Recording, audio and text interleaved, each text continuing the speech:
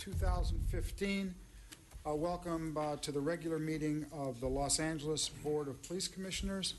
Madam Secretary, please call the roll. You got a full house today.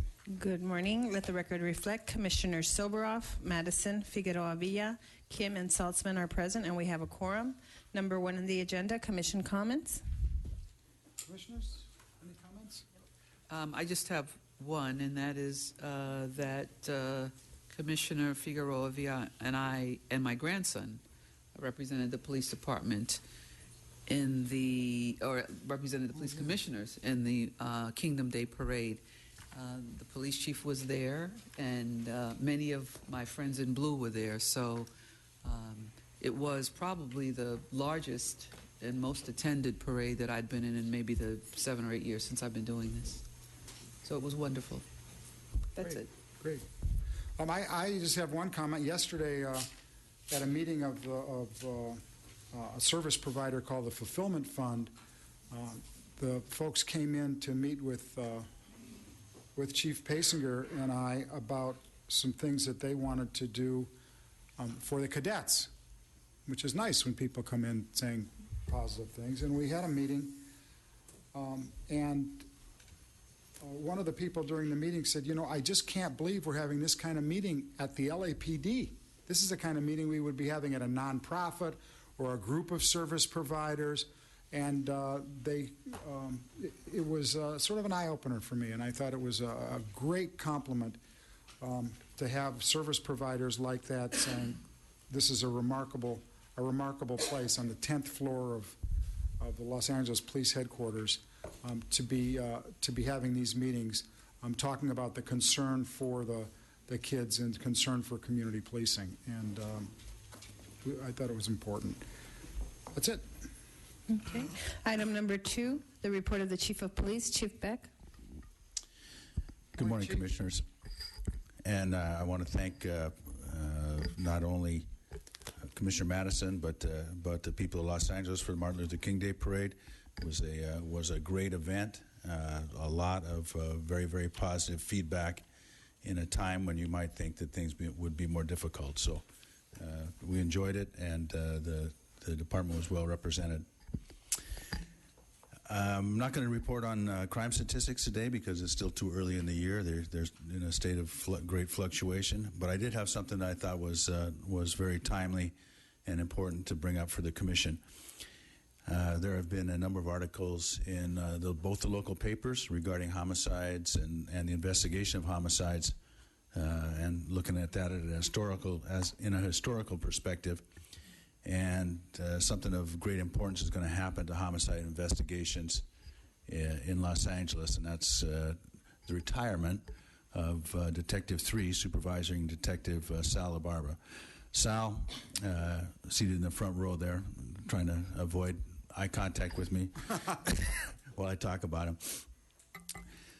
Sal has over 3 decades with the Los Angeles Police Department, which will come to an end as an active officer this coming Saturday, Saturday at midnight. He will be officially retired. I will note that he is on call for homicides up until the last minute. And over 28 years as a homicide detective in South Los Angeles, Sal has personally investigated over 250 homicides, and he has supervised well over 1,000. Sal. I had the pleasure to work directly with Sal in the investigation of homicides when I was a detective captain at Southeast in the late 90s. Sal and I spent many nights in cold alleys and in backyards and on city streets trying to find justice for victims, and he has been remarkable at that. I think that many times homicide investigations are portrayed inaccurately in not only the media but in fiction and television, and homicide investigations, particularly those that involve gang incidents, which most of the homicides that Sal has investigated involve gangs, require an incredible building of relationships. And that, you know, if I had to sum up why Sal has been so successful, it is about building those relationships. You know, if you're the family of a victim of a homicide that Sal investigates, you will get called every birthday, every death anniversary, during Christmas. There'll be follow-ups to the house, constantly checking in to see if there's any new information, to see how the family is doing. And it's that building of relationships, not only with the families, but with the community that has made him so what I consider wildly successful. Every year, Sal and the other detectives that work South Bureau host a Christmas vigil for homicide victims. There's a large Christmas tree in the South Bureau homicide offices, and every homicide victim's family that comes forward gets to place a picture of their loved one on the tree and have time to speak at the microphone to other folks that are going through the same thing and talk about their loss. And it is some of the toughest people I know, which are these homicide detectives, get brought to tears by it. It's a remarkable thing, and it really shows the heart that it takes to do something that is so personally intensive for so long. And I don't normally do this for everybody that retires, but I just feel that it is such a sacrifice, not only for Sal, but for everybody that does this job, that it has to be recognized. So Sal, congratulations, and look forward to a great retirement for you.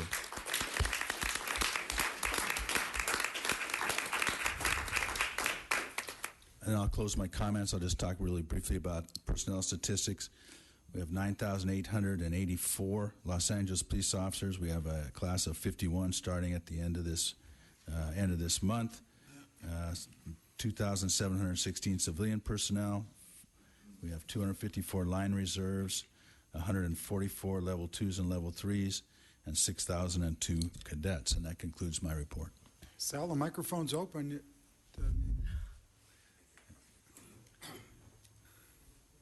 I want to thank you, Chief, and the Board of Police Commissioners. And yeah, this is actually the first time I think I'm emotional over this. The last few nights walking out of 77th Street Station in the evening, I've kind of looked around and reminisced over the old station, now the new.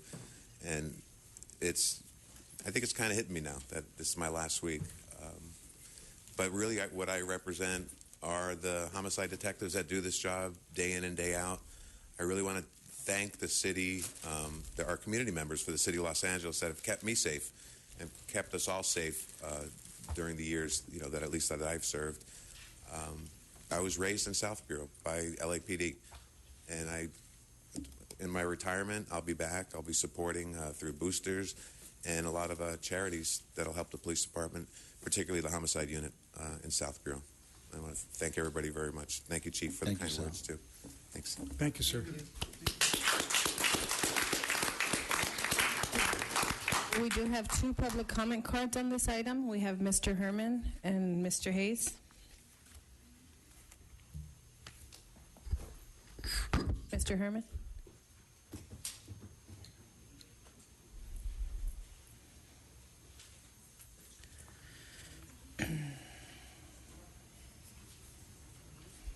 I'd like to note for the record regarding Mr. Beck's presentation that local government with corruption involved has been a definition of abuse of public power for private personal gain, not to mention selling a horse back to us, all of us, your constituents. But also such abuse has a conclusive long history throughout the city of Los Angeles, as I am addressing today, that the crime rate in Los Angeles is like a mojo on a rise. Continues to escalate into the problems of civilians being injured and killed. Am I on the right topic, sir? Thank you. So my point of this vicious cycle has resulted in the ongoing situations that all of you have heard, the media has reported, Mr. Herman, that we have a problem with excessive force and abuse to civilians. In my hand, I have 3 documents. One, a claim for damages. Also, I have one for an investigation report, and the other has to do with the incident of the injury report that I've given Mr. Bustamante a copy of, and this copy here is for Ms. Madison. Paula, for the record. So we can't allow any politician to believe that he is above the law, like Paul Koretz. Mr. Herman, keep that comments relevant. Mr. Herman. It's over here. relevant, sir, because it's not relevant. I'm expressing to you the violence and action that Charlie Beck says there's no violence in Los Angeles. It's not what he said.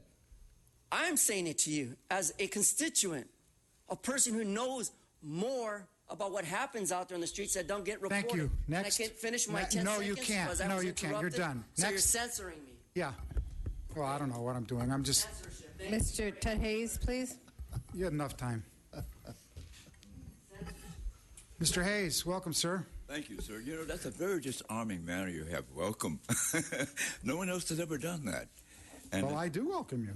well, but I'm just saying, you're the only person anywhere who does that when they call speakers.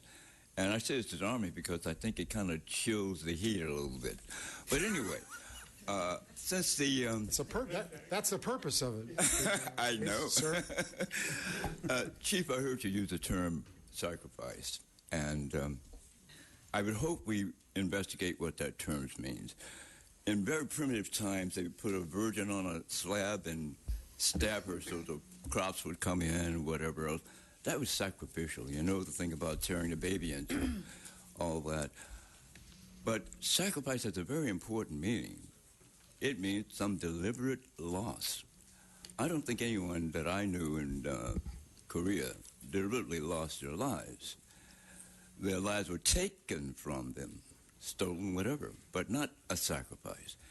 Be careful how you use that term and be very acquainted with the English definition of sacrifice. Now, I believe that a search requires some suspicion, reasonable suspicion, or probable cause. We are searched out here in the lobby, and since you're squandering money on cameras, can you squander some money on that machine so the x-ray machine works, so they can put our stuff through there and not go through our baggage, our luggage, and everything else? Because that's not legal. It's not a probable cause. It's not a reasonable suspicion. It's just that the machine doesn't work. And the machine is there because it was to accommodate the fact that searchers are not supposed to be intrusive like they are now out there. So fix the machine so we can get in here on time, please. Thank you, sir. Okay, we're now on item number 3, the report of the Executive Director. Mr. Tifang. Morning, Mr. President, members of the Commission. For the Department of Public Information, I want to remind folks again that next Tuesday, February 3rd, there will be no regular Police Commission meeting at 9:30 a.m. We will have a Community Police Commission meeting. Again, that's February 3rd, Tuesday, 6:30 p.m. to 8 p.m. Will be hosted by Councilmember Mitch O'Farrell, and we will be at the Sandra Cisneros Learning Academy, 1018 Mohawk Street in Los Angeles. And that concludes my report. Thank you, sir. We do have one public comment card on this item. We have Mr. Herman. Welcome, Mr. Herman.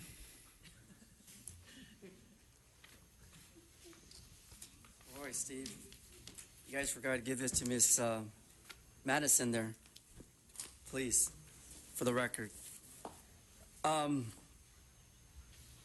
It's always good to know that Mr. Tifang can keep us updated with the services rendered under federal and state dollars that are adequately spent for him to notify the public, those of us with interest in community concerns and that of the quality of life in our communities. We can't presume that Mr. Tifang is incorrect in his action to inform us, because I know he doesn't allow the Brown Act violations of censorship to occur, as mentioned earlier by Mr. Steve. So I'm not going to stall all your minutes, keep it down to a very simple formula. Those of you in the community who wish to attend meetings, usually they're posted online, sometimes not. So to be accurate on postings of meetings, and if they're not deferred or as a result postponed, it's usually best to come here and find out the facts, because Mr. Tifang always provides facts and not the nonsense of censorship or disclosing the truth, Mr. Soboroff, as some people have the tendency to do before presuming that I'm off topic. Thank you. Thank you. You're welcome. Thank you. We're now on item number 4, the report of the Inspector General. Mr. Bustamante. Thank you, Commissioners. I have nothing today. Thank you. We do have public comment cards. We have Ted Hayes, followed by Jerry Dietrich, and Mr. Herman. I've gone to the Inspector General's office 5 times on this particular incident, and I've spoken to you about it. And I've gone to internal affairs and professional conduct, whatever you call it, almost more than 2 years now. I simply asked one series of questions about my confinement and my treatment. I was in the Metropolitan Detention Center and also 77th Street. In both instances, I was placed in what they called segregation. I objected to that term. I like to say isolation. And I was not fed. And each instance, the result was the same. I passed out. I fainted. And paramedics came and took me away. So I asked the Inspector General to indicate why it was I was placed in segregation, because I understand it has to be on sexual orientation, for your own safety, gang affiliation, and various other things, but there has to be a reason to be placed in segregation. I want to know why. There has to be a reason why you don't feed people. I want to know why. People meaning me, maybe others. So I got a letter from the Inspector General saying, you visited officer, and that you were finding it difficult to obtain personal arrest booking information in the Los Angeles Police Department, blah, blah, blah. Our files indicate your arrest record. The most recent incident was at 77th Street on a date. What about the food? What about the segregation, isolation? That's what I want to know about. That's been more than a year now. Now, some people say this is entrapment on my part, just to show how bad the LAPD in every area happens to be. Been all these places, no one wants to say what they did to Hayes. I'm not entrapping, but this is a clear indication of the department. Jerry Dietrich. You know, I want to talk in AD, if that's okay. AD? Okay. Mr. Herman.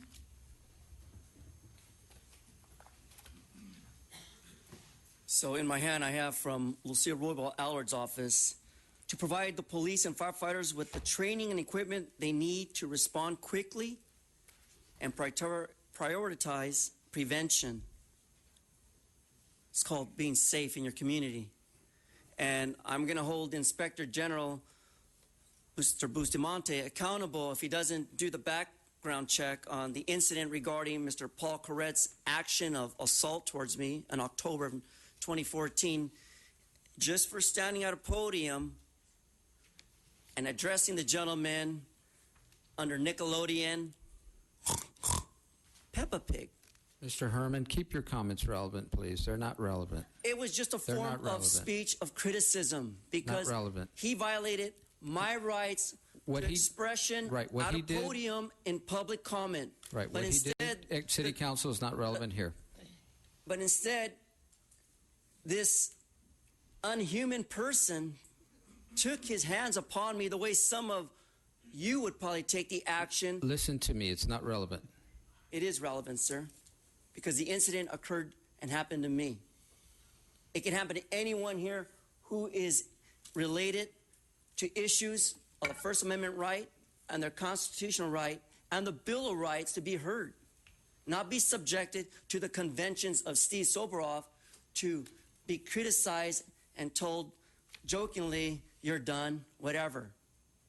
That's a commission we voted upon, citizens of Los Angeles. All of you in Los Angeles, is this the type of action we want?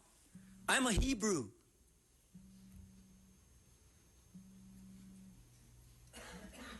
And not one to lie. So the fact of the matter is, I asked the Inspector General to investigate my complaint. I gave Ms. Madison 3 copies of my Thank you. concern. Next. Please address it. Thank you. Thank you. We're now on item number 5. Item number 5 consists of information items and filed items relative to noise variances and special event permits submitted for the period ending January 23rd, 2015. Item number 6, presentations. Do we have any presentations? Not today. Thank you. Item number 7 is consent agenda items. These items are considered to be routine and non-controversial, upon which the board is provided with adequate information for approval without inquiry or discussion. Would a commissioner wish to pull an item as special for discussion, 7A through 7C? Move approval of items 7A through 7C. A second with thank you to the donors. All in favor? Aye. Okay.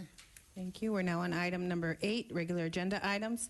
Would a commissioner wish to pull an item as special for discussion? We do have comment cards on 8B and 8D. I'd also like to hear from the department on 8A and 8E. So I would move approval of item 8C. Have a second? Second. All in favor? Aye. Okay. 8A. Okay. 8A, Department's report dated January 23rd, 2015, relative to the recommendation to award the Medal of Valor to Officer Alan Krish and Officer Miguel Ruano for their heroic actions on July 30th, 2011. Well, good morning. I'm Chief Murphy from Personnel and Training Bureau. And first question, a quick, you want me to read the whole thing or just some bullets? I asked you, I held down just because I wanted to give you an opportunity to in public, with the audience, with the media here, to describe the situation. And you don't need to read the entire thing, but I think it's so impressive. I think it's worth our hearing about it in this session. I'll do a combination. What happened, first of all, let me just start off by saying it is recommended the Honorable Board of Police Commissioners award the Medal of Valor to Officer Alan Krish and Officer Miguel Riano for their heroic actions on July 30th, 2011. Just a quick little recap of this. They're Hollenbeck officers. They respond to a radio call for assistance from EMTs. The EMTs had a patient that was in the ambulance, jumped out, fell on the ground, smacked their head on the ground, knocked themselves out. They were out cold. So they started to give treatment to the patient. Patient woke up and punched one of the EMTs right in the face and did some damage. The EMTs ended up following the suspect to a church. At the church, the officers met the EMTs, and the suspect, they tried to get him to surrender. He ended up getting a bent rod and refused to surrender. He broke into the church with that rod. The church happened to be closed at that particular time. And this, what ended up happening then is they called in K-9 units, Metropolitan. They surrounded the church. They asked him to come out. He refused to come out, so they did a K-9 search into the church. And I think at this time, let me just read a little bit of it because it probably sounds better from the citation. Officer Miguel Riano positioned himself east of the door, and the police officer Alan Krish was standing next to him armed with a beanbag shotgun. Another officer used a key to unlock the door, which was being relocked by the suspect on the other side. Officer Riano kicked the door open, and as the door flew open, he observed the suspect standing inside the room holding a 3-foot stick. The suspect quickly closed the door. Officer Riano kicked the door again, which was closed a second time by the suspect. Officer Riano kicked the door open a third time, and the police dog began to enter the room. The suspect attempted to close the door, but trapped the dog between the door frame and the door. Officer Riano kicked at the door again, and the K-9 handler tried to remove the pinned dog from the doorway. Officer Riano observed that the suspect had armed himself with a large knife. He yelled out to advise the other officers that the suspect had a knife, just as the suspect ran out of the room towards them. In an attempt to stop the suspect, Officer Krish fired a round from his beanbag shotgun just as the suspect raised the knife. The suspect immediately turned and directed his attack towards Officer Krish. He raised his knife and plunged it into Officer Krish's left arm, penetrating it through his forearm, right through his forearm. The suspect pushed Officer Krish back against the wall. Officer Riano, observing the attack and fearing that the suspect would kill Officer Krish, fired 3 rounds at the suspect. the suspect pulled a knife out of Officer Kerr's arm and charged at Officer Riano. Officer Riano fired again, striking the suspect and stopping his attack. Officer Kirsch had sustained a very severe injury and was bleeding profusely from the wound.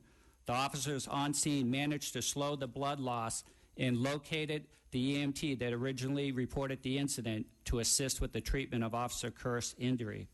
Los Angeles City Fire Department paramedics arrived and transported him to the hospital. They indicated that Officer Kirsch was bleeding severely and was going into shock due to the amount of blood loss. The courageous actions of Officer Riano and Officer Kirsch reflect the highest standards of the Los Angeles Police Department. Their bravery, decisiveness, and selfish actions are worthy of the department's highest award for valor. Yeah, I was on this accommodations board, and just a remarkable, police work there and courageous actions, and to take that blade right through the forearm and the suspect pull it out ready to kill the other officer. It was just a tragic incident that we had to get there, but certainly bravery to the highest degree in the Los Angeles Police Department. Thank you. Thank you. I appreciate it. It's for all of us a clear reminder of the serious dangers our officers face on a daily basis and how they respond to it. And I appreciate your time in explaining it and look forward to learning more about it. Thank you. Thank you, Commissioner. You want to move approval, Rob? Move approval of the item. Have a second? Second. All those in favor? Aye. Thank you. Thank you. Thank you. We're now on item 8B, Department's report dated January 23rd, 2015, relative to the juvenile arrest procedures and process audit to evaluate compliance with various department policies and procedures pertaining to juvenile arrests.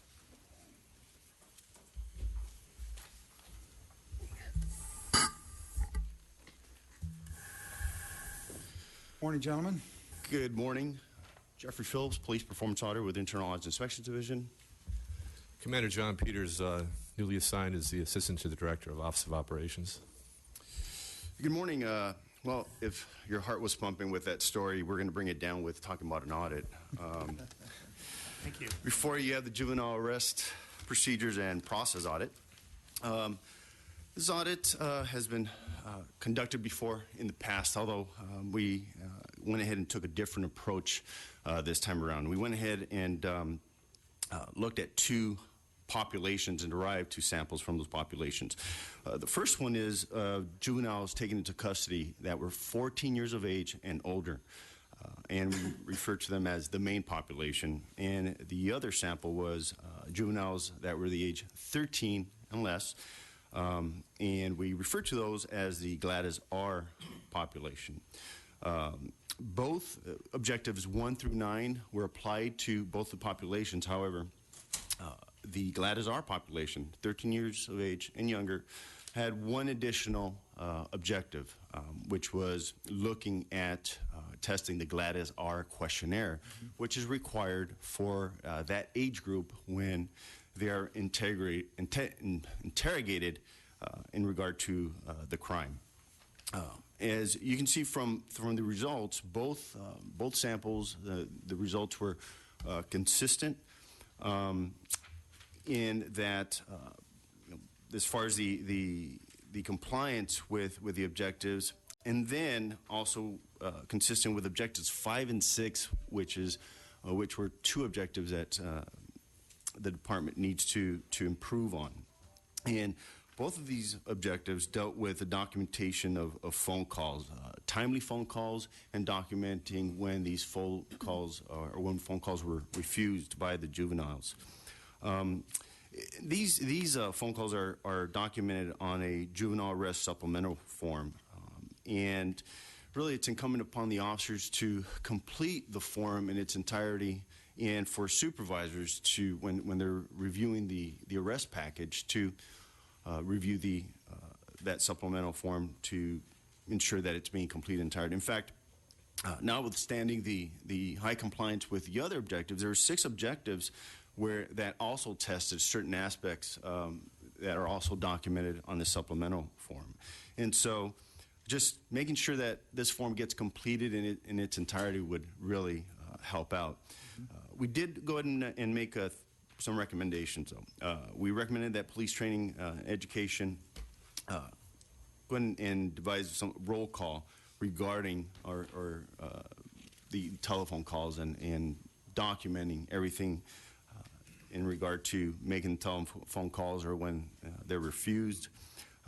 We also recommended that the department reconcile the department manual and juvenile manual to reflect the same amount of calls.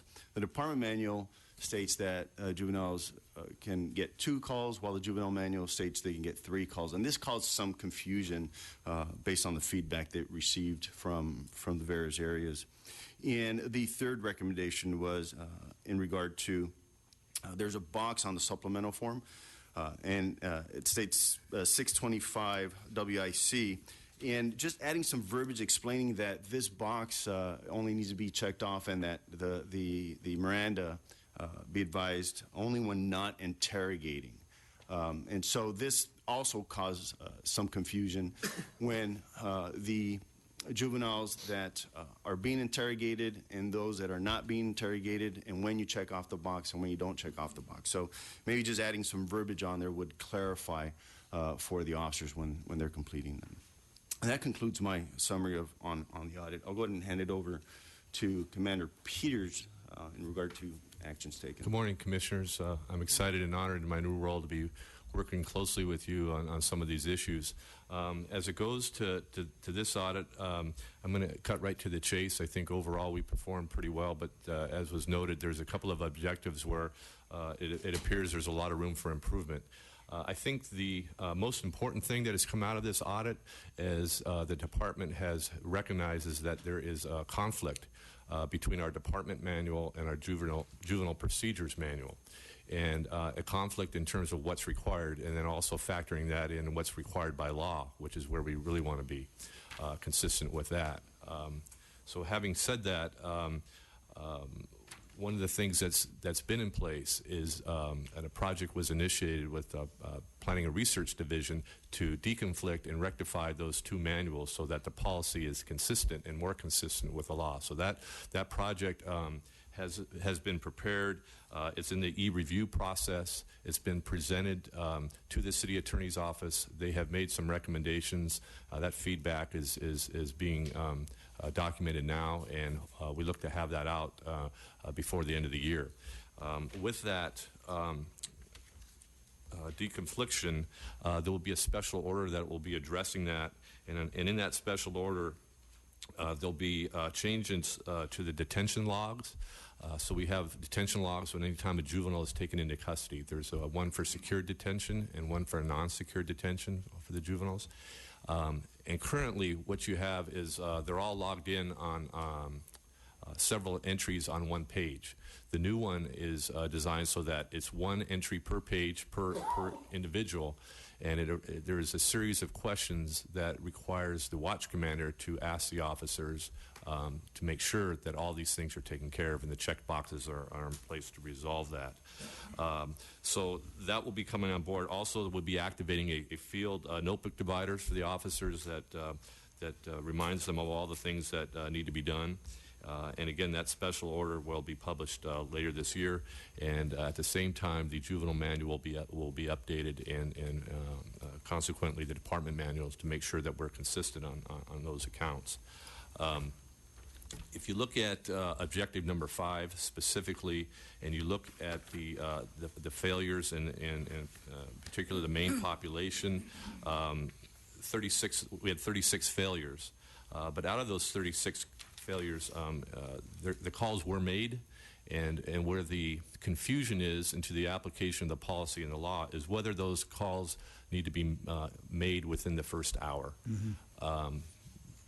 The interpretation by many is that the juveniles need to be advised within the first hour, not necessarily that the calls have to be completed within that first hour. So I believe that we complied with the spirit. Those calls were made in 30 out of those 36 what we're deeming as failures, and hopefully when all that gets ironed out, we'll be on a more solid footing as it goes to moving forward.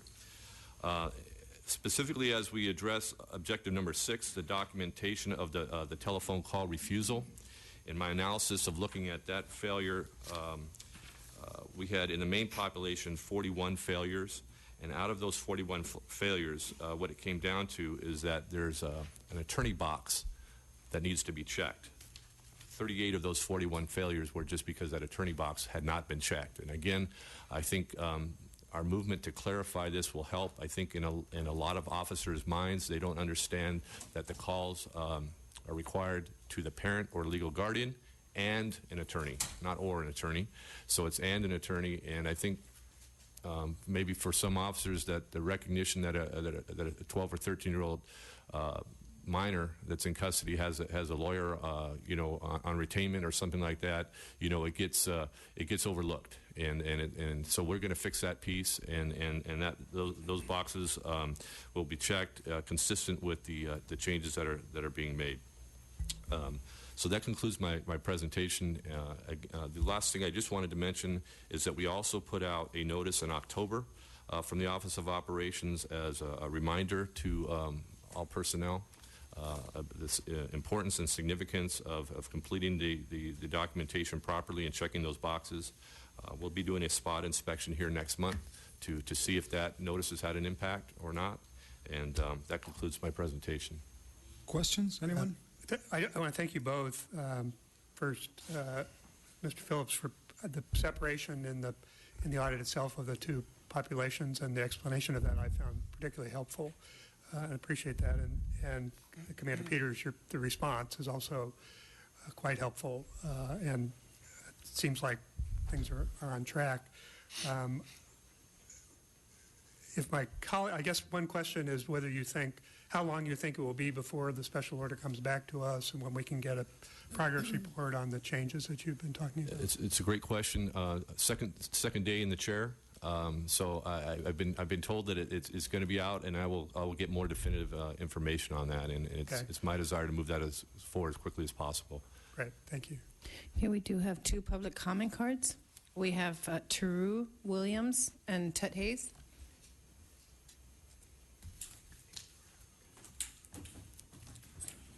Welcome, sir. Hello. How y'all doing today? I just want to say that on behalf of the children of LA, I would like y'all to, try everything y'all can to help them, succeed in these programs that y'all have, for kids that's underprivileged, the kids that, they get in trouble. And I also like to say, regarding for the kids that's in the jail population, can we have them have phone calls, let them get a phone call in, and we just need more programs for the children so we don't have this cycle of going back to jail back and forth. That's all I want to say. Thank you very much.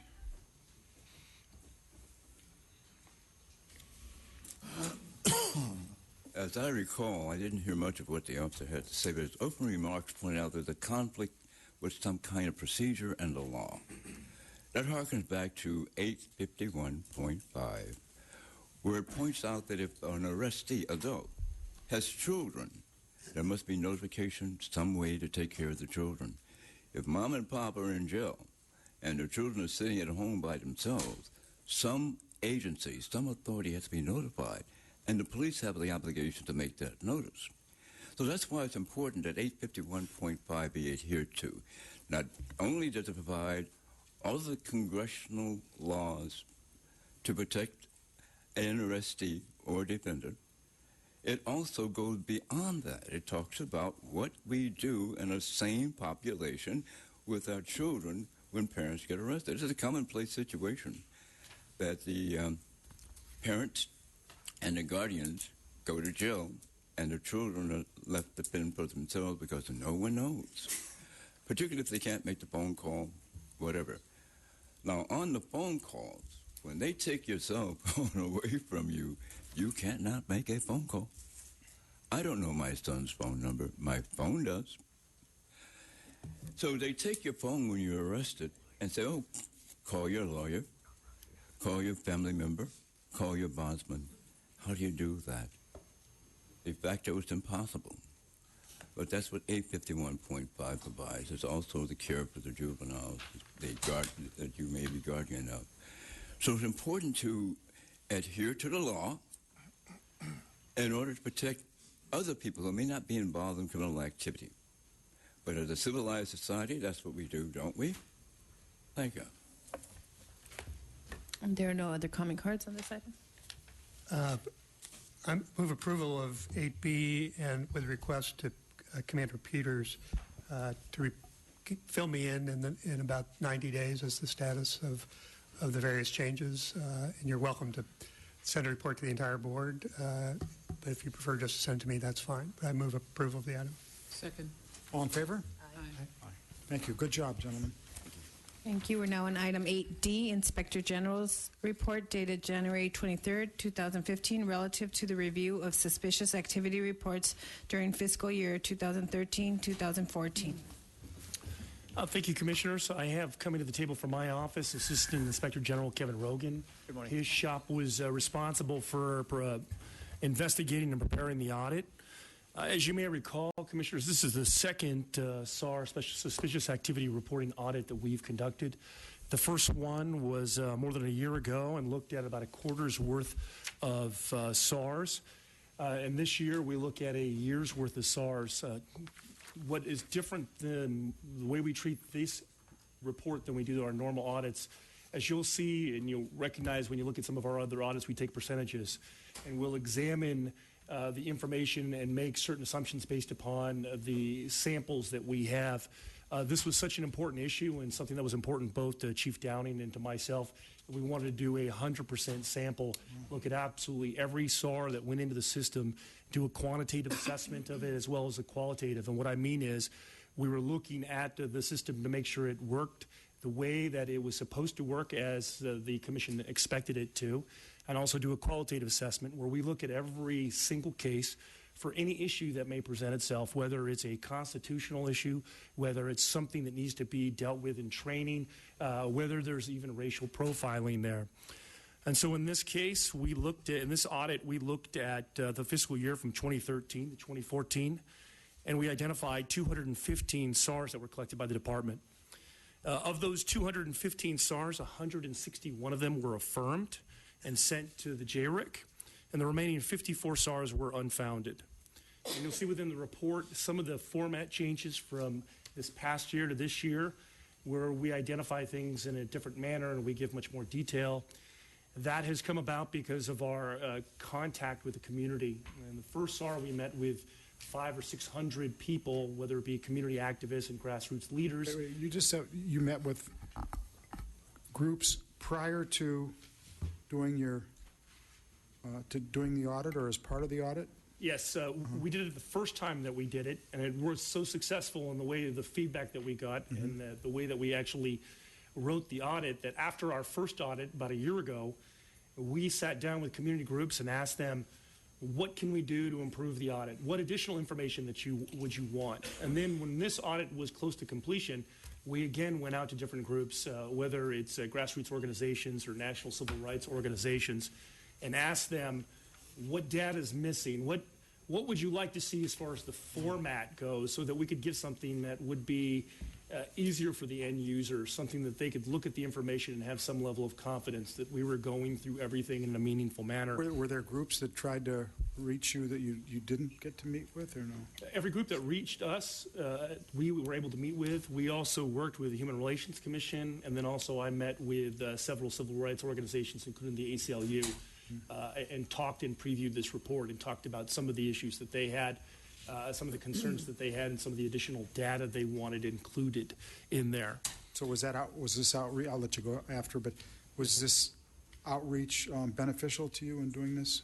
It was. This isn't really an audit; it's a complete study of every single one. Correct. I mean, if it was an audit, it would have been just quantitative in nature, meaning we would just look at what percentage of things occurred this way versus that way, and we would make certain assumptions on that. This is really not an audit. As you correctly pointed out, it's a much deeper dive into the data. It's a much more expansive review of every case. My staff looked at every single one, read every paper that was related in these SARs, asked whatever questions we needed answers to from the department, and had a very open and robust conversation with the department about all the items in here, as well as very candid conversations, as I previously mentioned, with the community. So for the 215 SARs that we examined, we went through and essentially found that the department, for 97% of that number, there were no issues, no constitutional issues, no racial issues, nothing else. We identified 6 cases, the remaining 3% where there were issues. And the issues that spelled out in the report have to do with statements that were made that we believe didn't rise to the level of the SAR, and some other issues that we felt were minor in the sense that we were able to address them and get an immediate response by the department, who agreed to the analysis and agreed to unfound the SARs and have put systems in place to prevent this from happening again. So all in all, the report we believe was very successful and very thorough. And just to kind of recap our review, when we reviewed it, we didn't just look at the system. I mean, we looked at the consensual encounters, the pedestrian stops, the vehicle stops, the constitutional related items included racial profiling, and we found no such cases or issues, including racial profiling. You found none? None, absolutely none. And when we met with the community groups, we relayed those findings to them as well. Of note, there were 2 items in the current audit that we went back to the first audit. We had made recommendations for our first SAR audit about things that we wanted the department to prove on. We double-checked those. The department has implemented those, and we're happy with where we're at as far as the department's performance and steps going forward. And subject to any questions you might have, I'm here, and also Kevin Rogan from my shop is available. I have a comment and then a question. The comment is to thank the Inspector General for this very thorough report on this important and complex set of issues, where we're balancing the constitutional privacy protections with the goal of coordinating information. And I think it's a tough balance. And so I want to thank the Inspector General for the report, and also thank the department for what is reported to us, the quality of what's happened, the improvements that have been made, the cooperation with the Inspector General and the community, and the overall positive report from the Inspector General. My question just focuses on one of the types of identified activities. So I'm in the Appendix A, I'm on page A, and one of the listed potential criminal or non-criminal activities requiring additional fact-finding information is photography. And I note in the report, if I'm reading it right, I think there were 20 instances of SARs that were based on photography. And I'd be interested in hearing both from the Inspector General and from the department a little more information about how you sift through those. What makes one example of photography appropriate for a SAR and others not, and how you deal with that? I can answer that briefly. Thank you. When we met with community members, a lot of the concerns that kept coming up were of 2 categories. I mean, there were many, many concerns about how this was going to affect their life and how vigorous and rigorous we were going to look at some of this information. But the 2 things that kept coming up were protected speech and whether that was going to turn into a SAR. And then the other one was photography, because people were laboring under this conception, and I believe a misconception, that simply taking a picture of a site or a location was enough to get you into the system and justify a SAR. So we spent a lot of time looking at all of those items because, of course, we would have anyways, but it was of special concern to many people, and identified that there were no cases where simply taking a picture of a building or a location was translated into a SAR. As far as protected speech, other than the one example that we identified in here that didn't meet the standards for the SAR, we did not find any other examples of a political group or an activist group making comments and that turning things into a SAR. We didn't find any examples of that at all. And if you remember from the prior audit, we similarly did not find any in there either. Thank you. And so just using the photography example, so for the incidents where taking photographs is part of the SAR, what kinds of things would happen along with that that would make that appropriate for the SAR as opposed to photography that wouldn't be? Yeah. I think it has to be clearly articulable as to why this has a nexus to terrorism or other criminal activity as defined by the SAR definition. And it's not just the mere taking of photographs, but it's the targeting of security personnel on fixed post positions, the targeting of CCTV cameras, security systems, hallways, places of mass gatherings, those types of things where we've seen in past attacks in terms of pre-operational planning what they do. So it has to be clearly articulable. Or, you know, even holding a camera and taking a building horizontally to measure the height of the building, and the actions of the individual who's doing it.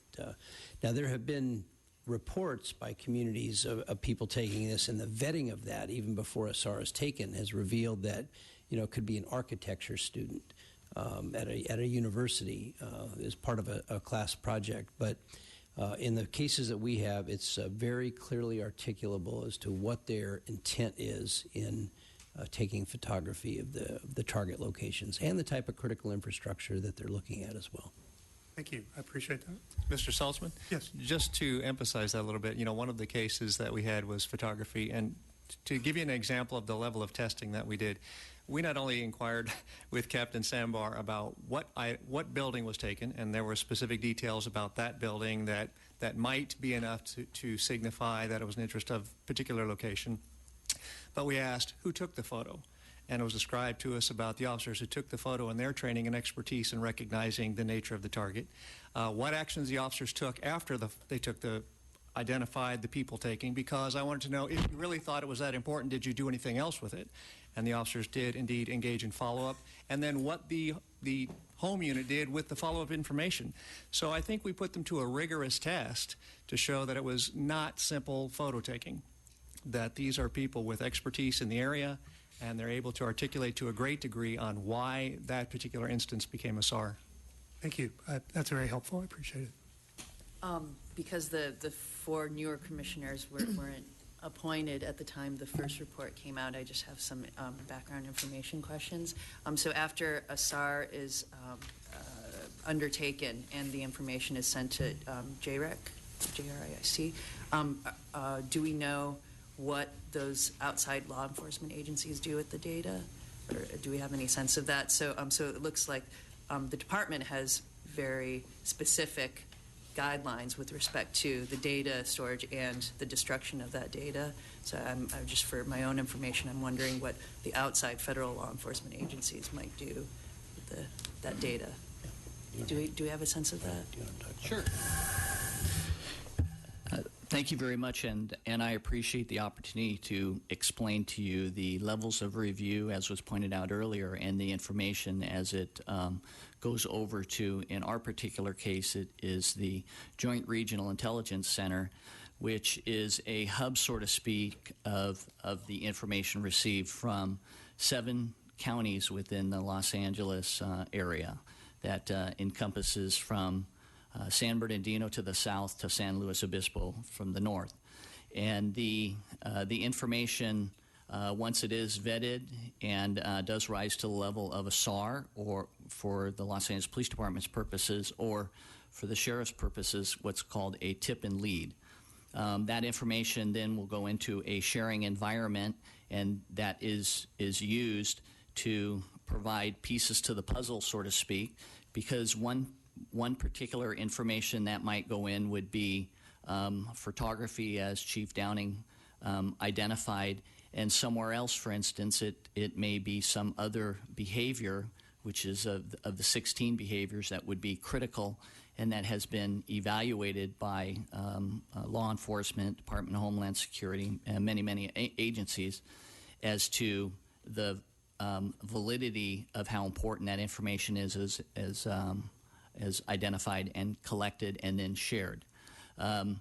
That particular information that comes from the Los Angeles Police Department, we own that information, for instance, and and any information that we put into the system, it's our responsibility to audit and cause for that audit to occur to ensure that all the information that we contribute and put into the system is meets the standard as we're here discussing today.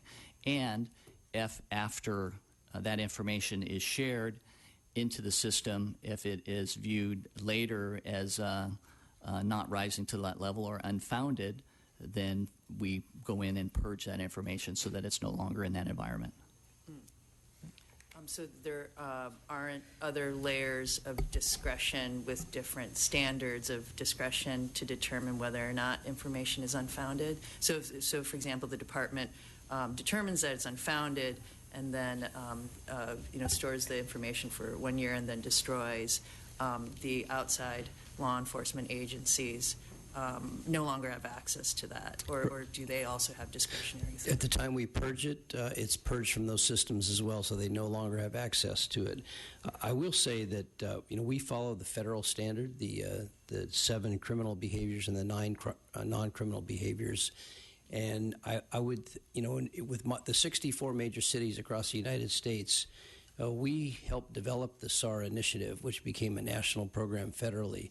So we look at this as we have to be the example. We have to do it right, and we have to lead in this effort. And when this audit's done, I'll provide this audit once it's public to the information sharing environment, the PMI in DC, so they can look at the type of work that we're doing, because it is important. And I don't think we can say that all law enforcement adheres to these standards or have initiated a SAR program with a privacy policy and all that. But it's important for the LAPD in this very sensitive area to keep the lead position, and I think we do. Yeah, no, I appreciate that, and I commend the department on how specific the guidelines appear to be here, and also in adopting the recommendations from the previous report, and in conclusion, adopting them and closing them. Yeah. But it's a complicated issue, and they're with many, many layers. I understand that the department's just one piece of a much larger system. Yeah. And so thank you for answering. Commissioner, if I can just add something too, since that first report, as you correctly pointed out, predated many of the commissioners.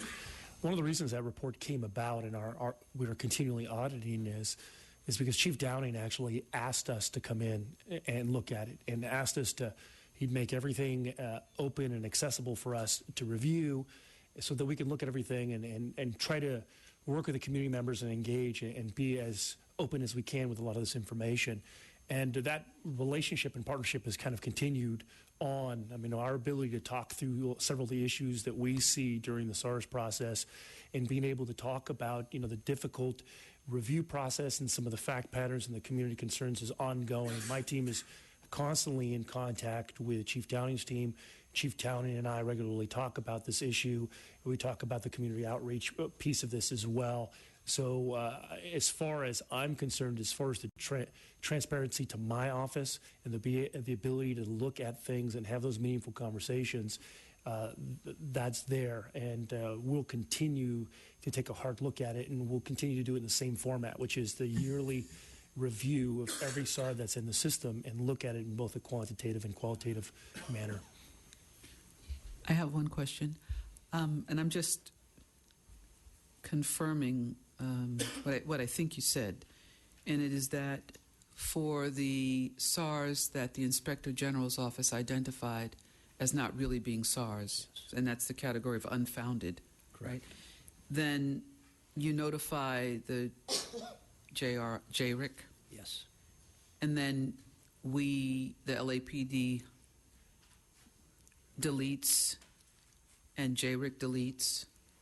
So as a matter of course, when the Inspector General does these reports and finds that the SARS are unfounded, as a routine, the system would then be corrected and those records would be expunged from everywhere. Ma'am, as specified in the report, so if it's unfounded, the working copies and the originals are secured in a locked file, and they're required to because of certain document retention requirements that are placed. That's the 2 years in Iron Mountain?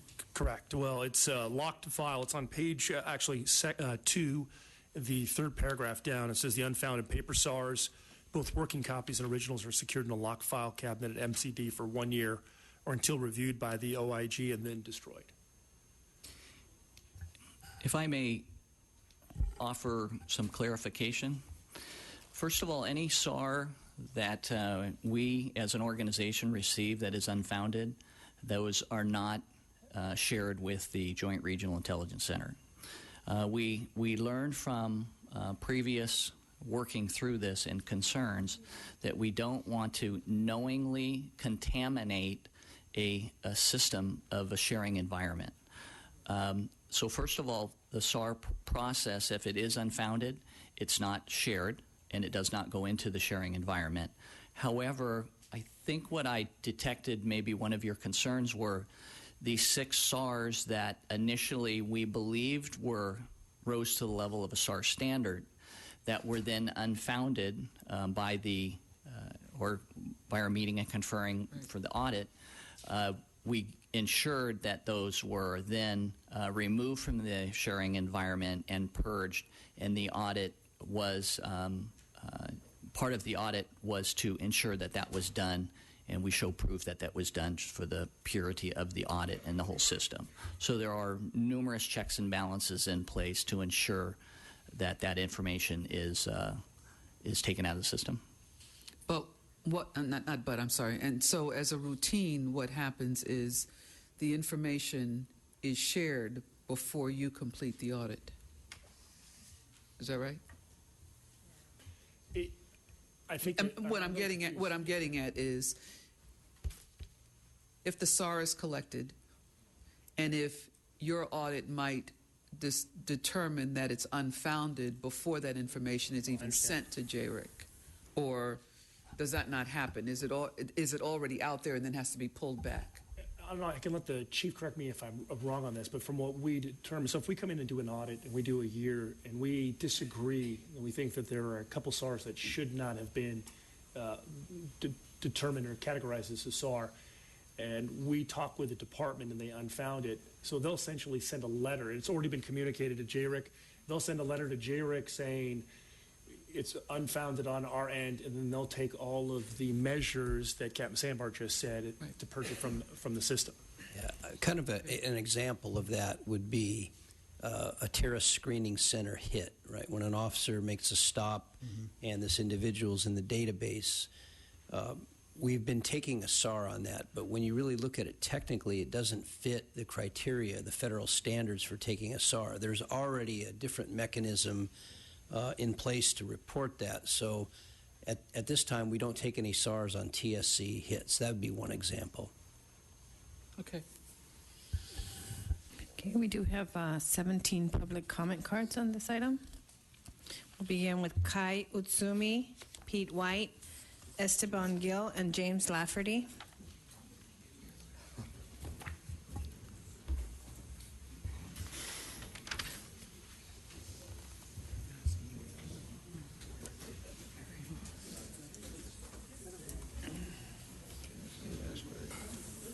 Good morning, sir. Hello. Okay. Okay. Over 82% of SARs were filed on individuals identified as non-white. The largest number of SARs were filed on blacks. This is a continuous war on blacks that has been going on from slavery, from Jim Crow, from the new Jim Crow imprisonment, and now the SARS program. A 2012 United States Senate Permanent Subcommittee on Investigative Committee on Homeland Security and Government Affairs in the scathing report called Intelligence Gathering at Fusion Center, of which the LAPD SARS program is a major component, as flawed, outdated, duplicative, useless, irrelevant, and expressed deep concern. The intelligence gathering was more often than not unrelated to terrorism. this is a war at home and on people of color, especially. Not totally, but especially. We know that from all the killings, even by the LAPD, of black and brown unarmed youth.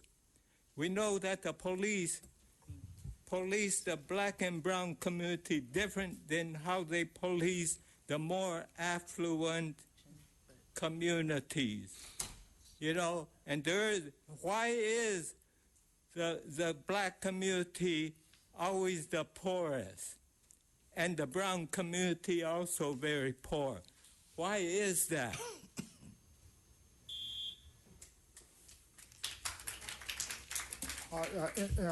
Pete White, LA Community Action Network. Excuse me for 1 second. Okay. Inspector General, the gentleman gave some statistics that I don't think were...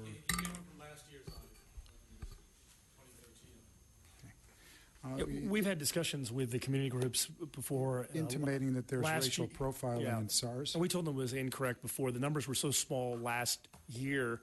I think there was I don't have it in front of me, but there was a 1 or 2 per SAR difference between the African American population and the Caucasian population. And it was not significant given the small pool, and that's why we did a year audit.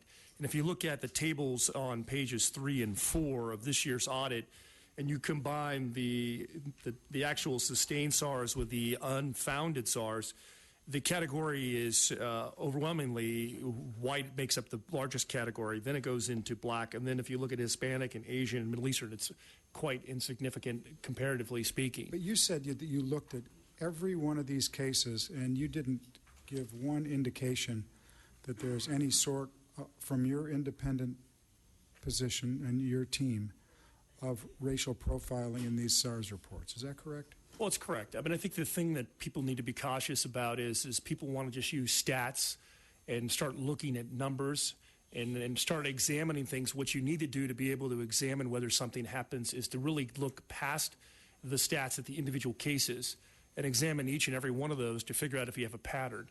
Because you could have 80% and there are no issues, and you could have a small number and you could identify issues. So really the statistics by themselves are just an indicator if there might be an issue. To really find out what you have, you need to be able to look into the facts of each case and do a rigorous analysis.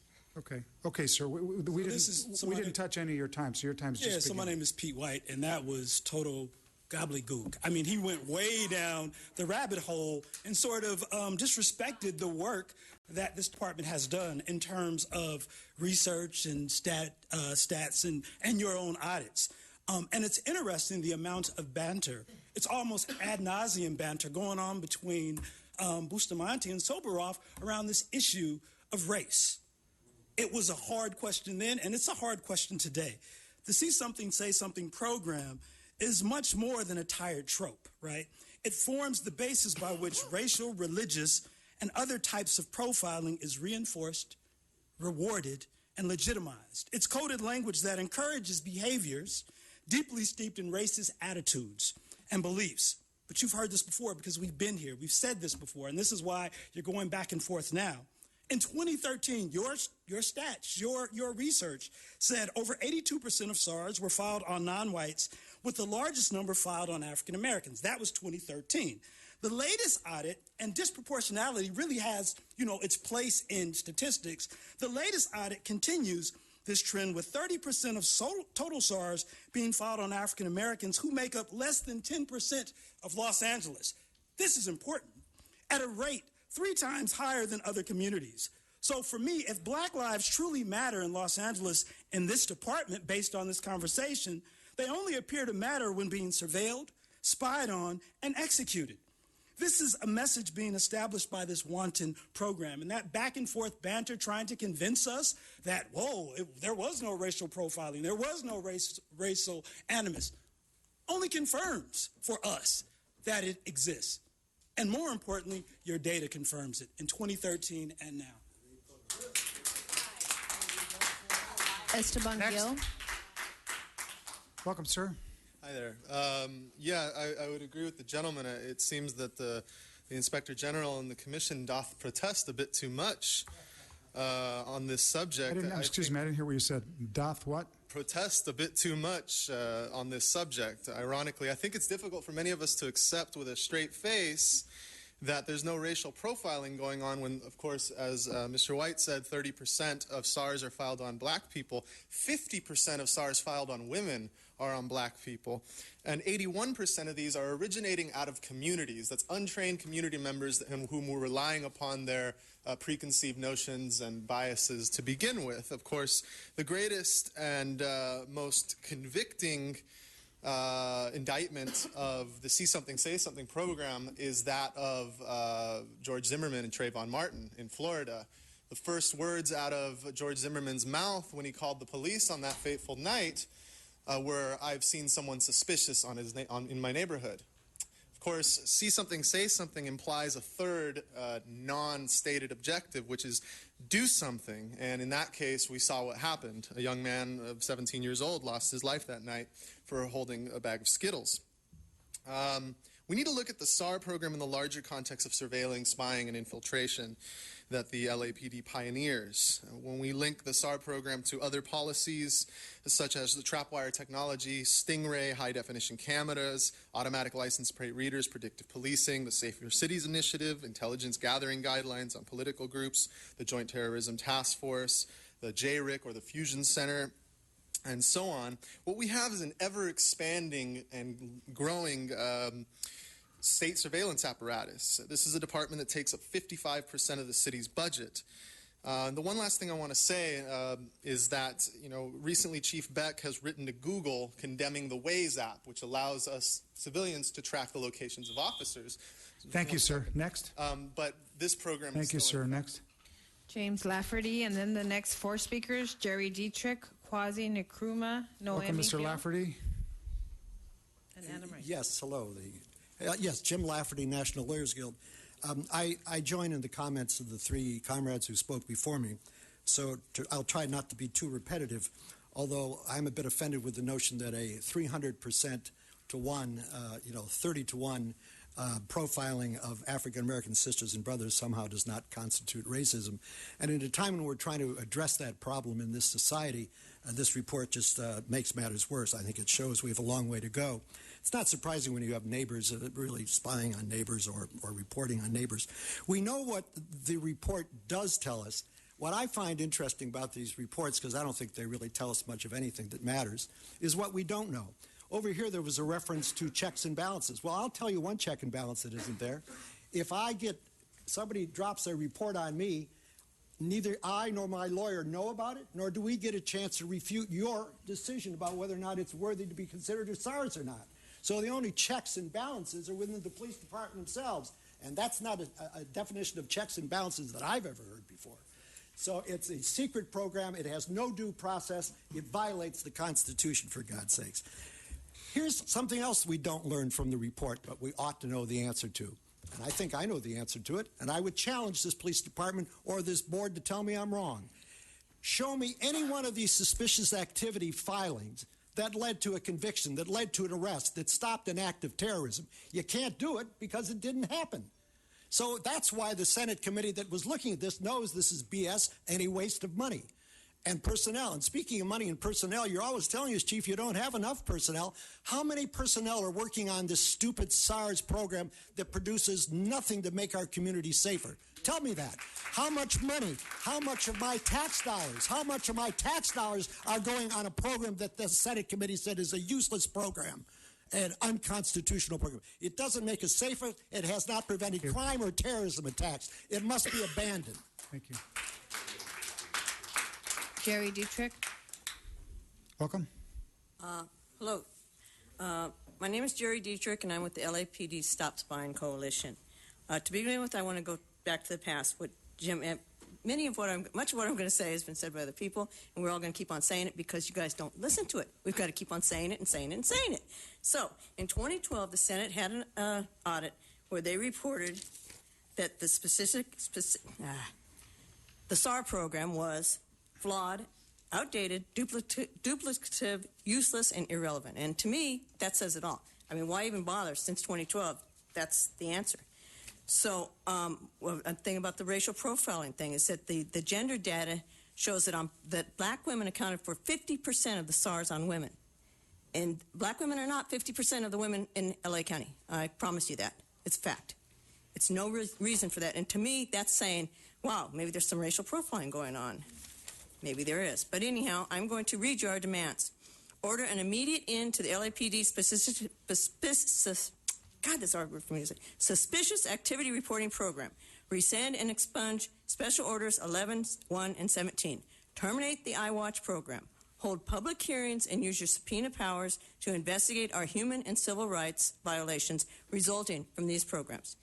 And shut down the fusion centers. The last thing I want to say is what I always say. We do not want LAPD to have drones.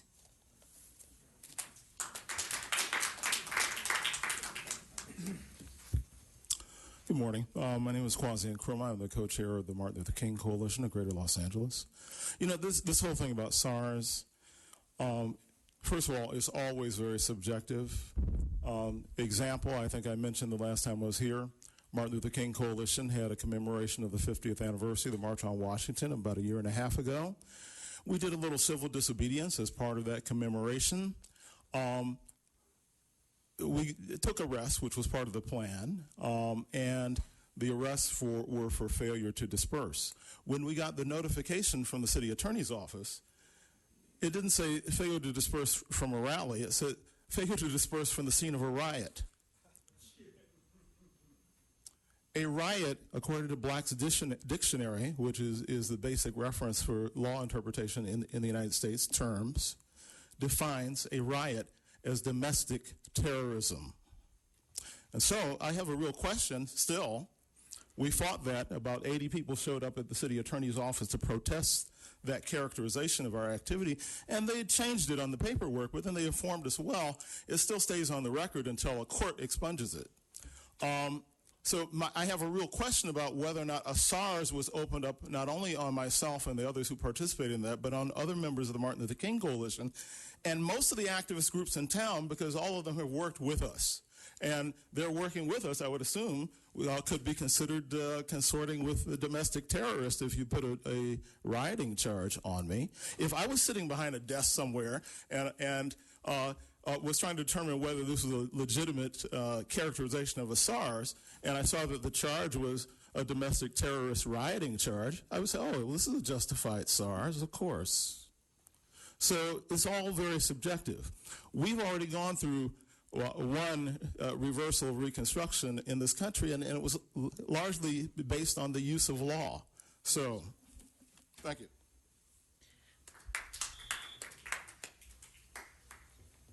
Welcome. Good morning, Commissioners. My name is Adam Rice. I'm with the Los Angeles Community Action Network. And Mr. Inspector General, look, we do come before you just about every week, and we get the same look. Like, how could you be here questioning? We're here to protect you. Isn't that the look you're giving us now? No. But despite certain people in this room's good intentions, there's many people in the room who have no intention towards us, who look at us as criminals. I mean, you gave us an example earlier today, as a matter of fact, with the two officers who you recommended for honors. Okay? So they were recommended for honors for resolving a situation in which a patient became a suspect. Not calling in a SMART team to deal with someone who was obviously agitated, perhaps disturbed, but bringing in dogs and beanbag shotguns and accelerating the situation to a point where violence was the outcome, therefore having to use violence to end it. 3 rounds, I believe, right? 4. Oh, my fault. You know, because here in Los Angeles, under the LAPD's definition, and especially under the SARS program, everyone's a criminal. I mean, I know that, you know, like I said, we see each other a lot. Every time we try to discuss, well, maybe some of this 53.6%, right, of the city budget should go to social programs instead of the police. What we hear is, I mean, we don't want to be surveilled. Oh, well, only people that don't want to commit crimes don't want to be surveilled. No, everyone in America does. It's called the Fourth Amendment. So thank you. Y'all have a good night. Noemi Gill. Okay, the next three speakers, Tanisha Denard, Brandy Brown, Isaac Okopnik-Cholsky, and General Dogan.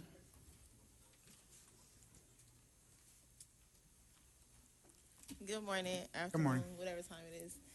My name's Tanisha. I'm with the Youth Justice Coalition, and I'm just smiling because this is like a big joke. Like, it really is. The expressions and everything, and to see that 50% of black women are on the SARS thing is real funny because I think we're the most people that like to take pictures. So that makes me wonder, is me and Brandy on the SARS program? Because we take pictures all the time in public. If it's a nice building, we're going to take a picture. So, that makes me wonder, and we're the last people that's trying to blow up something because we're the first ones to run. So, it's really funny to me to see these percentages and y'all say there's no racial profiling and all that. So I would just encourage y'all to expunge all of this because it's really a big joke. Nobody knows nothing except for the people that's getting paid for it. So thank you.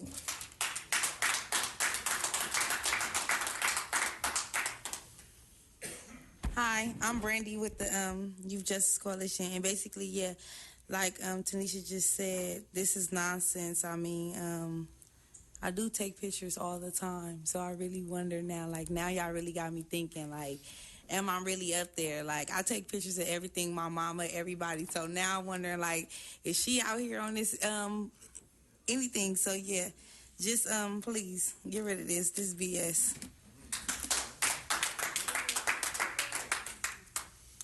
Good morning. My name is Isaac Kopnik-Cholsky, and we're at Stop LAPD Spying Coalition. With the power of suggestion and listing innocent behaviors on the See Something, Say Something program, and LAPD and other police agencies have filled people's minds with fear and suspicion. This doesn't fight or prevent crime. It actually causes it. The best example is look at George Zimmerman. Like the brother said, he, on his call, said, "Oh, I see a suspicious person." Zimmerman, who is a highly paranoid and racist self-proclaimed neighborhood watch captain, killed an innocent young man by the name of Trayvon Martin simply for being black in the wrong place. Cases like this do not exist in a vacuum. They are created by government programs like SARS that infiltrate communities and create rifts and distrust. SARS programs do not fight terrorism. They are terrorism. By dividing communities and creating unfounded fear, criminalizing completely legal and innocent behavior, this has proven to be a major psychological campaign against the American people. Why don't y'all help crime victims? Why don't you do some real policing and fight crime? Why are you causing crime? This is causing crime. You're telling kids and other citizens that, look at your neighbor with suspicion. If they're taking a picture, even if it is a building, even if they're not an official architect student, you have a right. I mean, this is America. Isn't this supposed to be some land of the free bullshit? We know it ain't, but y'all are the ones selling this crap. So why can't we take pictures of buildings?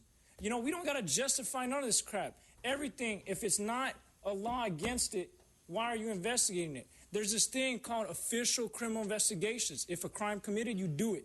If no crime is committed, then fuck you. You don't have any right to investigate us.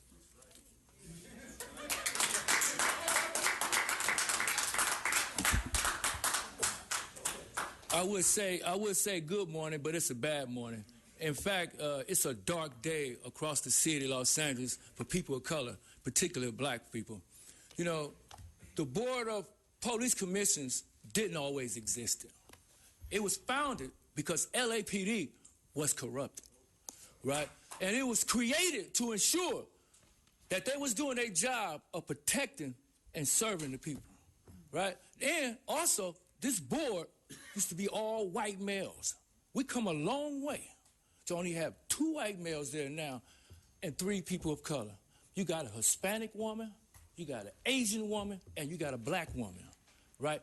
Now, for me, as a black man, every time I come out my house, I'm profiled. Every time I walk down the street, he looking at me. Every time I walk into a store, I'm profiled, right? And this is what's disturbing is this report. We only represent 9% of the city, but yet 30% of the reporting is done on us. That's not acceptable.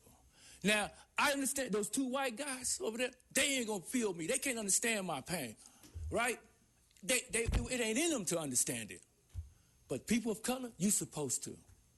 And for a Hispanic woman, a brown woman to be sitting up there, you know, the only time I heard you speak was 2 times. Yeah, am I right? But we not.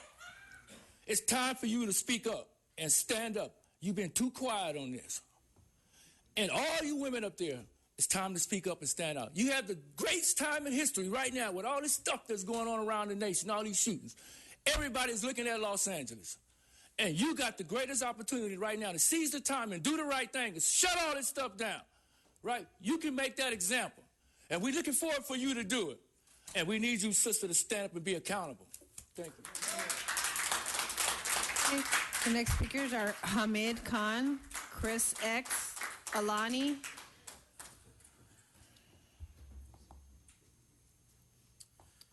Morning. Good morning. Hamid Khan with the Stop LAPD Spying Coalition.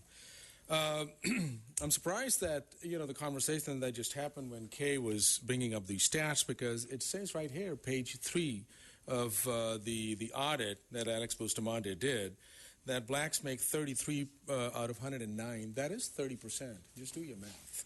And when you look at the gender breakdown, there are 12 women listed and 6 are black. That's 50%. And for Bustamante to come back and say it's just a number, that is the most disingenuous thing that I've ever heard. I mean, talk to the family of Ezell Ford and say, well, just one person was killed, and then ask them what they mean by that. Ask yourself that you're going into these files and say, well, I'm just one number. Talk to the people in Guantanamo where there's been no due process of this. Yeah, that's about 50 people. Talk to the people mass incarceration as a result of war on drugs and say, yeah, that's about 2.5 million people out of 320 million people. This is the most horseshit stuff that, that is going on. We've got to stop doing that. We really have to stop doing that. We've got 2 lawyers over here. I mean, under what context, either one of you lawyers just explain to me that what does observed behavior reasonably indicative of pre-operational planning of criminal and or terrorist activity mean? I challenge you, explain that to me. That I'm observing a behavior which reasonably indicates, it is unprecedented, which reasonably indicates that somebody is thinking about something. Observed behavior reasonably indicative of pre-operational planning. What does that really mean? Can either one of you answer that? Because you can't. You're so embedded in this program. At some point, you're going to have to step up. Because what this does is that this is state-sanctioned racial profiling. That's what it is. And even if we go beyond racial profiling, what it's doing is it is creating a mindset of policing on that stop, on that first point of contact that is based on observed behavior, which reasonably indicates pre-operational planning. And that's where people are going to get murdered. The SAR program defines suspicious activity so vaguely with terms like reasonable indication, which somebody over here mentioned that it has to be clearly articulatable that we're doing some type of terrorist activity. This sets a speculative standard on suspicion.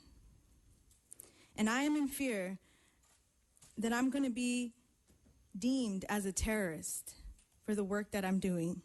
As a woman of color, the majority of these people who are women who have gotten reported on are women of color. One of those can be me.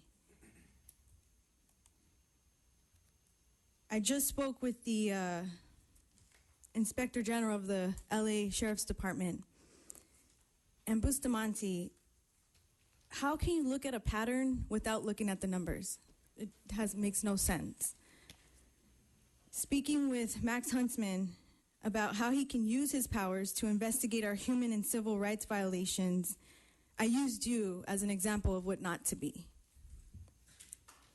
Before you conduct your 3rd audit, stop this pointless program. Save yourself public humiliation of the uselessness of LAPD suspicious activity reporting program and the misuse of funds on the technicalities of your quantitative and qualitative analysis, and shut down and defund the fusion centers and host some public hearings about the uselessness of this program. Thank you. Chris X. Welcome, sir. Welcome. Thank you. appreciate the privilege to be here, Mr. President, commissioners, members of the public, news media. I am grateful that you have this board here, and I hope that you listen to the people that are coming before you, and you have the power to take action. I'm new to this board as a member to speak in public, but I'm grateful to be here. I want to tell you, I marched with a bunch of youth down the Skid Road, and they all had cameras and took pictures. I didn't know. I was putting them on the SIR list, or whatever you call this list that's important. But they took pictures of people living in tents, doing drugs openly, violating the Jones Act, keeping their tents up 24/7, violating the Vail Act, bringing their whole kitchen and all their house furniture on the sidewalks. But then we brought some items here in front of the police station, and they told us if we didn't get rid of them, they were going to seize them and put us in jail. So I'm wondering where the selective enforcement begins and where it ends. And I'm asking Chief Beck, which is my chief, to get into the ring and start swinging, and let's clean up Skid Row. Let's stop these people from killing each other. Let's enforce the law there like we enforce it here, because all lives do matter, especially black and brown lives matter too, because they're part of all lives. And the youth lives matter, and we got to stop killing the youth. We got to stop. Get on the ground, put your hand on your back, boom, boom, boom, and then cover it up. You got to stop doing that. No civilized country does that but us. France doesn't do it. Australia doesn't do it. London doesn't do it. Why we can't teach our officers to keep their bullets out of young kids' backs?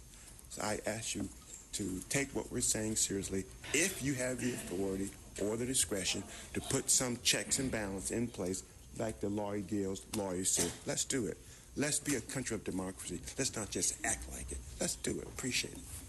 Thank you. The last two comment cards on this item, Yvonne Michelle Autry and Jesse Diaz Jr.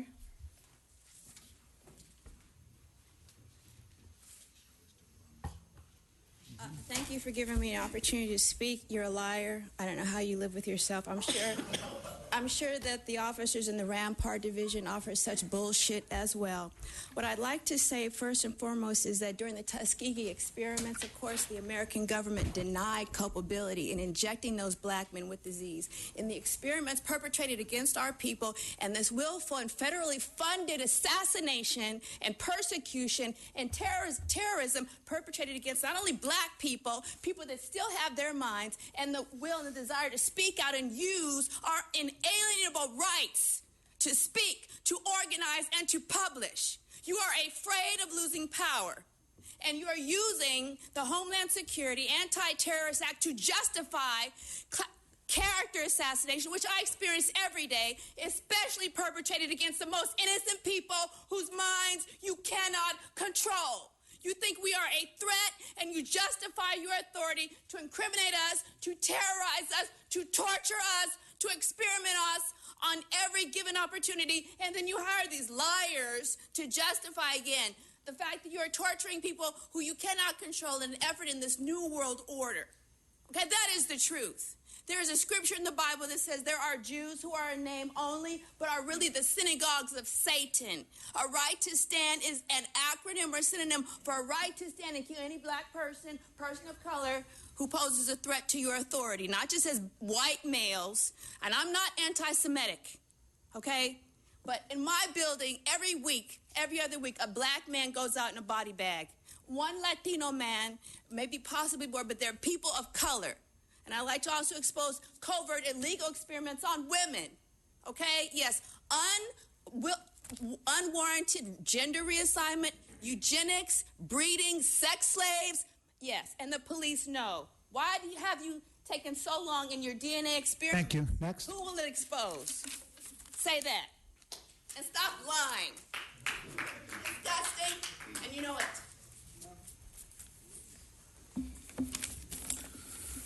Welcome, sir. My name is Jesse Diaz, and I guess I'm like LA's most unwanted fugitive. You know, I'm followed around every day, constantly, 24-hour surveillance. Drones are above my house. They're taking pictures of or whatever. They're videotaping me in the shower, my wife in the shower. You get up in our bedroom window. I don't understand what that's about, right? I'm being, like I organized the big 2006 marches, and it makes more sense to me now that in hindsight, that Homeland Security with the Peace and Freedom clandestine group that infiltrates activist groups, peaceful activist groups, were following me, and have basically sabotaged some of the plans that I've had, and it's just kind of making sense to me now. However, I saw when the sheriff shot the other sheriff, and then blamed the youngster, and then dumped 6 bullets in his back. One went through his head, and since that day, it went from covert to overt. So your surveillance program has been used to intimidate me, to constantly just psychologically wear me down. If they block me on the freeway, they block me here, coming here. They block me, when I have an appointment. I have to drive radically and almost wreck into them to get where I'm going on time, right? Hey, I mean, it's my right to, I believe, to, use the same thoroughfares that you use, and to have free movement, right? But your program has done that. LA is a green city. All the gas that I call the Rat Pack, all they use, it's just. Last night they chased me for 3 hours. 3 hours, about like 70 cars, at least 70 cars. I took them in circles all over the city. Raid my house. They pulled me over there today. They didn't find nothing. Not doing nothing. Thank you, sir. And I had a fire, and they wouldn't report it. Let's go to 80. There are no other comment cards on this item? Need a motion, sir. Second. All in favor? Aye. Okay, we're now on item 8E, Inspector General's report dated January 22nd, 2014, relative to the review of suicide by cop incidents. Thank you, guys. Thank you, Commissioners. I'm waiting for Assistant Inspector General Django Sibley, who's right from the table, from my office, who was principal in preparing this report and presenting to the Commission. As you are aware, when it comes to use of force, we will examine trends and identify items that we believe are worth looking at and discussing. This particular report is an example of that, and we reviewed already adjudicated incidents involved from January 2011 to June 2013, involving individuals who exhibited suicidal behavior and engaged officers in an attempt to force officers to use deadly force. We looked at 35 cases within a 30-month period, and those cases represented almost 30% of all the OISs during that period. In the report, we identify 8 examples that are meant to be illustrative to kind of discuss some of the reoccurring items that we see in some of these scenarios. We recognized when we were doing this report and bringing it forward, we recognized that many of the situations that actually happen are not going to be preventable, because no matter what you do, it's how fluid and how quick things actually happen that are going to impact the officer and their decision and what they do in a particular circumstance. But nonetheless, we thought this was an item worth noting and bringing to the Commission's attention, and also working with the department to just try to constantly be vigilant on these issues and make sure that we have the best available training for officers. And subject to any questions you may have, myself and Django Sibley are here for you. Questions? I had 2 questions. One, there are references in the report from the Inspector General, for example, on page 11, about the new training in response to the findings, and I guess I would like to understand much more about that than what's in the report. So. Yeah, we actually didn't look at the department's training as part of this study. We just looked at the incidents themselves. We've discussed the issue at length with the department. The department didn't develop training directly in response to this report. The department does have training, which it's here to present to you about today. Great, because I get the recommendation is the department consider current training relevant to suicide by cop scenarios, and so I guess I would be interested in the department's response to that recommendation. Sure. Dr. Luann Pinnell, I'm the Director of Police Training and Education. First of all, let me start by saying when we look at all of these situations. They are tragic, and we want to avoid any situation like this at any cost. By looking at the analysis of the Inspector General, certainly we have evaluated against existing training, and I think as well in the past I've talked to you about the development of our mental health intervention training. So if I can go back a little bit, we do have training in the academy. What we have noticed that with our recruit officers, it is very hard for them to process all the fluid dynamics of suicide by cop when they haven't had experience in the field. So certainly the in-service training is where we have emphasized. I will state that with post training on mental illness, we have the whole department going through a mental health update and a 2-hour video and facilitated discussion with seasoned officers on that topic.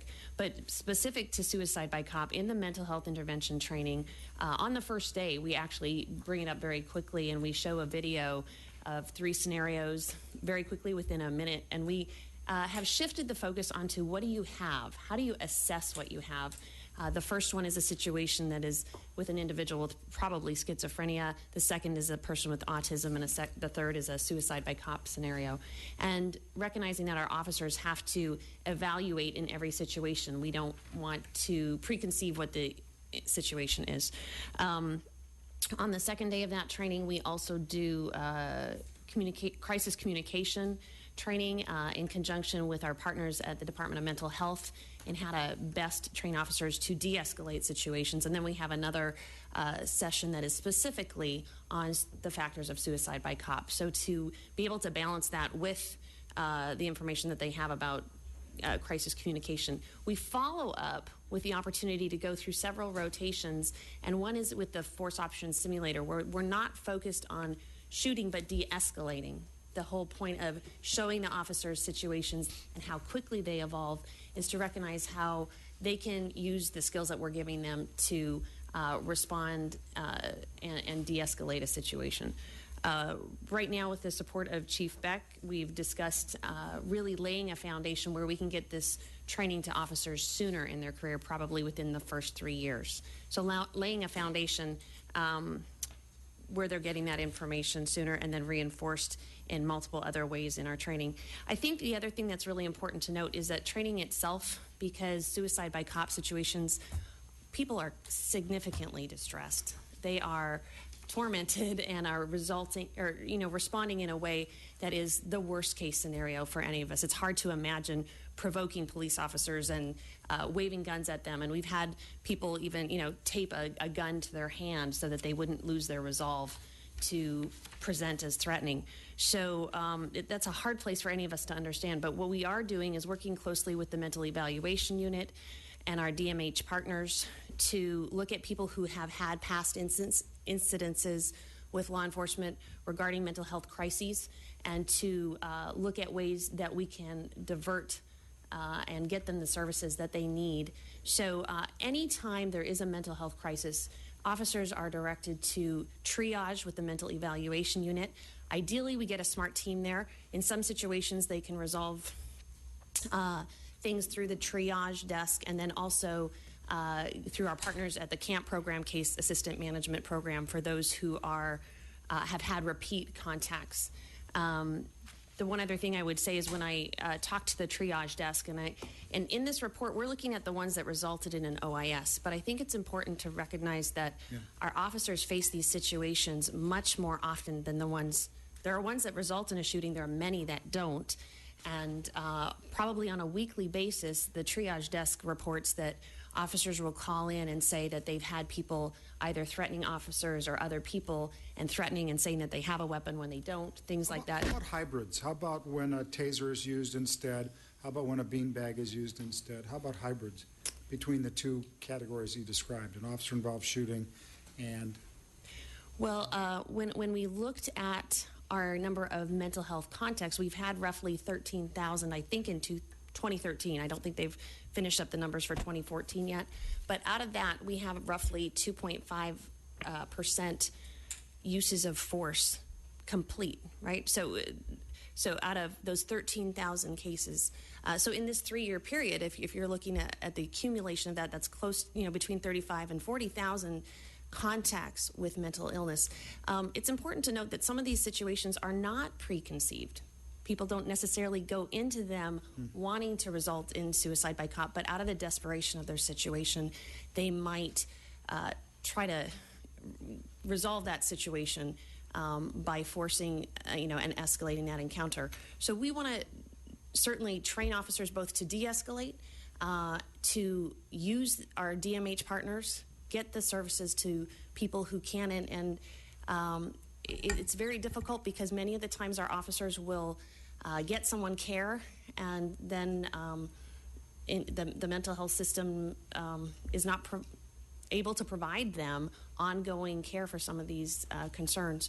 I will say also in our mental health training, we have the officers go on basically a field trip and visit service providers and to interview them and talk about the challenges of providing services to the mentally ill, how we could work better in partnership. They come back and they actually have to role play scenarios with community members, and so we are trying to really increase that ability to respond to these situations safely. My question still remains. In training, Yes, do you train for hybrid situations? I hear what you're saying now. Yes, we try to, again, even with the different options that are presented, to talk about and walk them through different ways of responding, including taser, beanbag, OC spray, as much as we can. Because that's not broken down in the numbers that we get. Okay.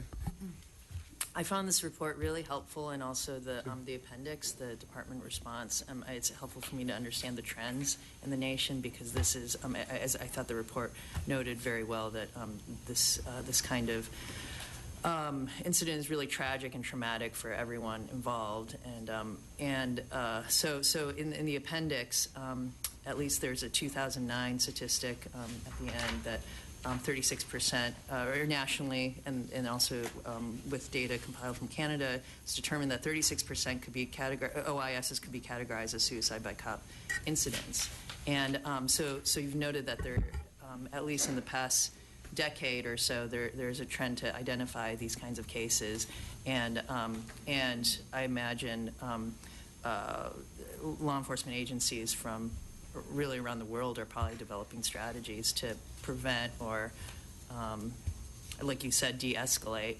So I'm wondering if, well, I have a couple of questions, but one of my questions related to that, where, and if and where, if strategies have been employed and where, what are those strategies to actually prevent or de-escalate these situations, and are there any success stories?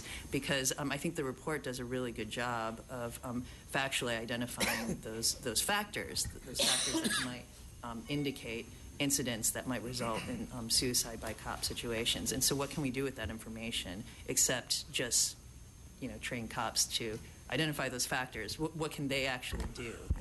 Well, I think that's why we're talking about that two-prong approach. One is to improve our training, and the other piece is to work closely with our mental health partners and to support the mental evaluation unit and the SMART teams, and really by extension the DART teams that are also in the divisions now with addressing domestic violence situations, and I think SART as well. I think it's going to certainly be an ongoing process of learning. What else we wanted to look at is, much of the time we look at officer-involved shootings and arrests. One of the things that we're going to try to do, especially with our officers in Central Division, is see if we can look at how many referrals we're also making, and if those referrals are being effective for people by partnering with our DMH partners on the resolution of some individuals who have frequent contacts with mental health or with law enforcement. Are the diversion methods being implemented and effective? Mm-hmm. I think that this is such a nuanced issue, and mental health expertise is probably the most critical, because violent behavior is it's always unpredictable. It's inherently unpredictable, And one would think or hope that someone who puts himself in this situation, although they might be sort of willing to inflict violence upon themselves, they wouldn't have that intent towards others. But it's hard. But in the world of acute mental illness, it's hard to delineate those lines. You know, Well, and it's hard certainly to- that was why the chart was put in there, because there's not that much research and really good research across, on this topic. We're continuing to look out and seek that out. But in that report, you do get to see that people who are really that desperate and tormented often threaten others to get that police response. And so that the difficulty many times is that how an officer is supposed to discern which is threatening behavior towards just themselves or also to other people is the challenge.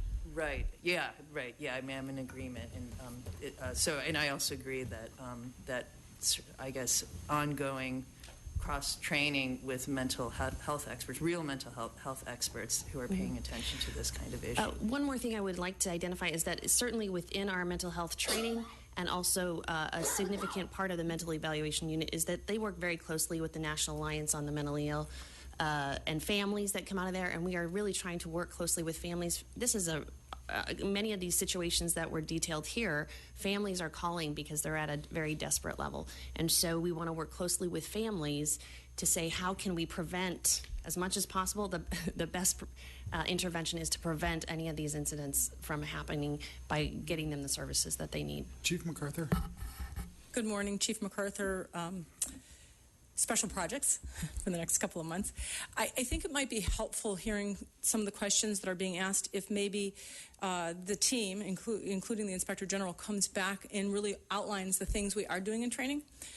As many of you know, historically, we did a huge overhaul in the beginning of the consent decree and really infused mental illness training throughout a lot of different areas, not just in use of force, but certainly the focus was to de-escalate our use of force, but also to do external providers. Behavioral science section, Dr. Jablonski, who's sitting here, is an expert in this arena as well.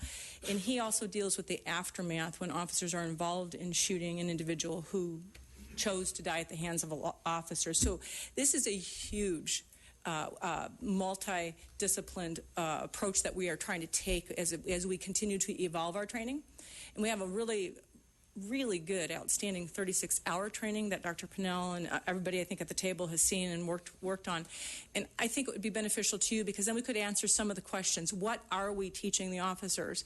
And it's very hard when Dr. Pinnell oversees all of our training to come up with, out of the top of her head, with some specifics out of one curriculum. We have almost 2,000. If you can condense it to under 36 hours. We can condense it into about a 7-minute overview and time for questions. I think that would help.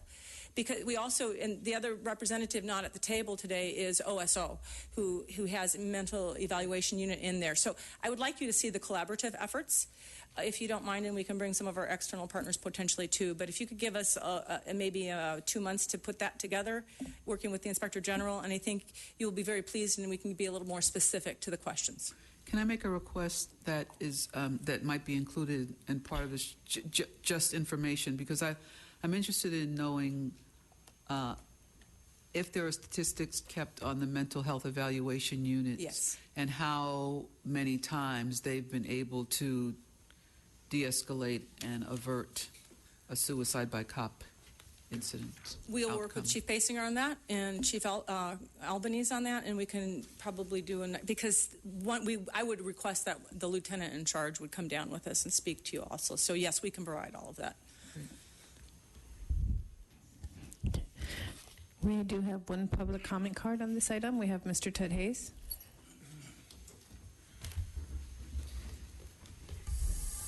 This is a very dangerous category. Give you an example. The LA Blue Line train goes from Los Angeles to Long Beach. It's classified as the deadliest railroad in the entire nation. At one time, it's the deadliest railroad in the world because it only goes 20 miles, less than 20. And so what they began to do is classify the deaths as suicides. Well, I'll show you next time I come back where it collided with 2 police cars. Suicidal cop, not largely. It collided with a fire truck. It also collided with an MTA bus. And a police detective was on the track looking for a baseball bat, and he was killed. But they began to classify these deaths by the most deadliest train in the world as suicides. Now, I don't know how you managed to get away with this. Now, kamikaze, we know what that is. That's suicide. Take somebody out with you. Banzai, just go down fighting. So I am very, very reluctant, knowing this department historically, what happens, who classifies a suicide by cop. I looked at some of the cases that were presented. I didn't read it all, because I can't get in here on time to read this stuff. But anyway, be very, very cautious about this classification. Yeah, I don't doubt that it occurs. In fact, I know that it occurs. I've almost witnessed it. And fortunately, the police officers in my instances where I was making an observance were much more composed as to not execute a person who desired it, for one reason or the other. But I would really suggest that, considering that is a cover-up for many activities, you be very, very suspicious about this and analyze it thoroughly. Thank you. And there are no other comment cards on this item? I move to approve item 8E. All in favor? Aye.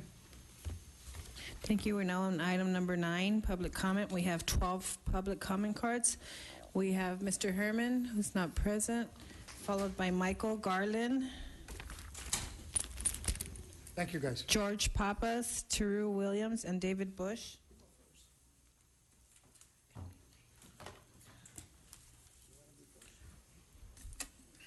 Thank you, Michael Carlin. I'm the author of Tupac 187. I recently collaborated with former LAPD homicide detective Russell Poole and R.J. Bond about a book. It's called Tupac 187. We poured over 15,000 pages of case files. LAPD has a tremendous opportunity to break with the past and come clean about the corruption that once existed within the department. The Rampart scandal rocked the city of Los Angeles when it was learned that off-duty cops participated in bank robberies, cocaine distribution, and worked off-duty for Death Row Records. When evidence began to surface that off-duty cops participated in the murder of rapper Christopher Wallace, the LAPD and City of Los Angeles participated in a cover-up. Now, Internal Affairs case number IACF-NO 14001995 into the LAPD leak of a confession letter in the murder of rapper Tupac Shakur by a detective that has ties directly to the suspect implicated in that letter deserves to fully be investigated.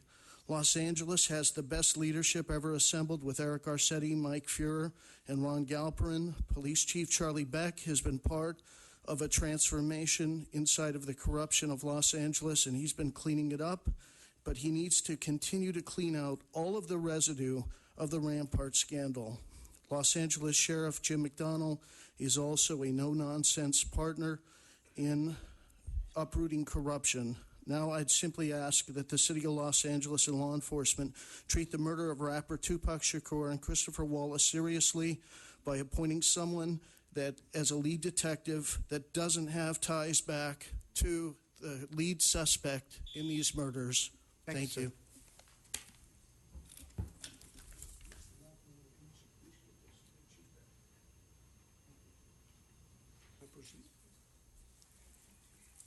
Good morning. It's still morning. Good morning, members of the commission. I'm George C. Pappas. I've been here once before. I'm a Native American of color, too. 3 years overseas in the Philippines, China, and India. And I want to inform you that I'm disappointed with the West Valley LAPD, Inspector General Bustamante, and the Board of Police Commissions for failure to accept my expert statements. I need my glasses, I'm sorry.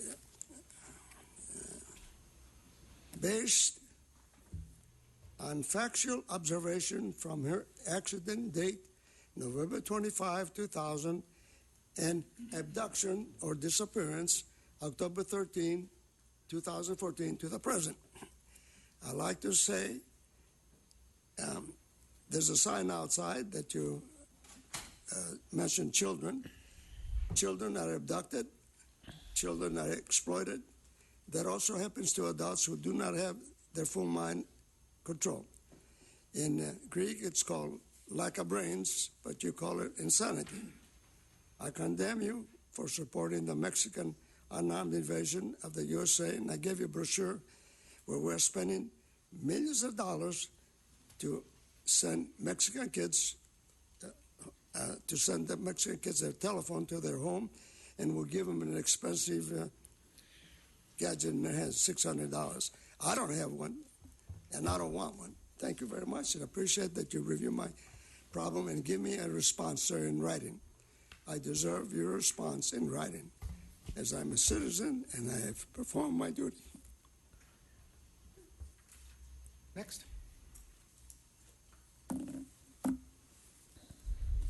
Hello, my name is Taru Williams, and on 2006, June 10th, I was shot in my back by LAPD Southeast Division, Officer Reyes and Coughlin.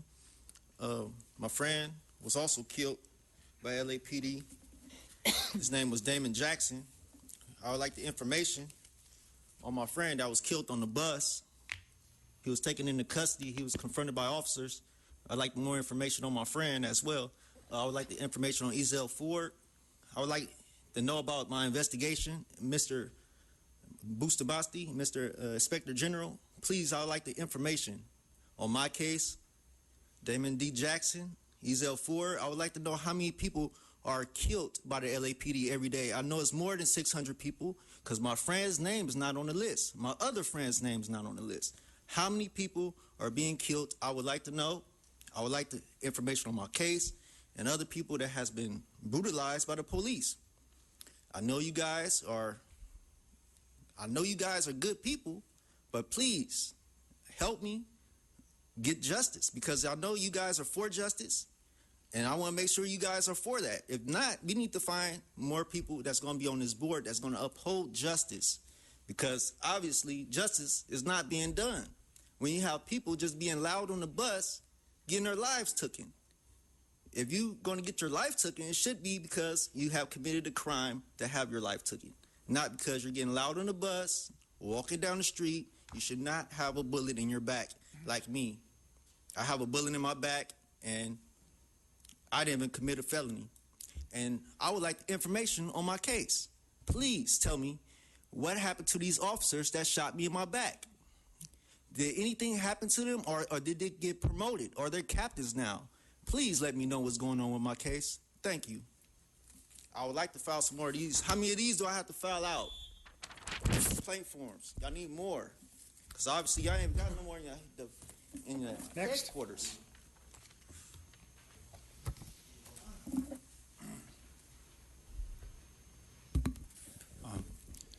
Good morning, Commissioners. My name is David Bush, and I'm here with a friend, Lisa Green. We're here from Venice, and we understand that, Chief Beck, you've been approached recently by the councilman for Venice, as well as the commission has received letters, and there's been articles in the newspaper about a need for more policing in Venice, and that's what I'd like to address here today for a moment. But before I do that, I wanted to take a moment because to take a moment to honor, as we're hearing so much about the death of people today, just the officers that are giving their lives and putting their lives on the line every day, and also everybody who's dying. I think they both, this is our community, this is our democracy. The victims, the people who end up being shot, whether they're criminal or not, they're just as much a tragedy as any officer who's shot to us as human beings, because we're not policemen and citizens, we're country. And we're not a community of Los Angeles and Venice, and we're not people and the environment. We're all connected. And your role as police commissioners is to help us see all of those connections. In these officer-involved shootings and this surveillance of citizens, and specifically what Lisa and I are coming here to talk to you about as well, the situation in Venice where you're being asked to send more police officers.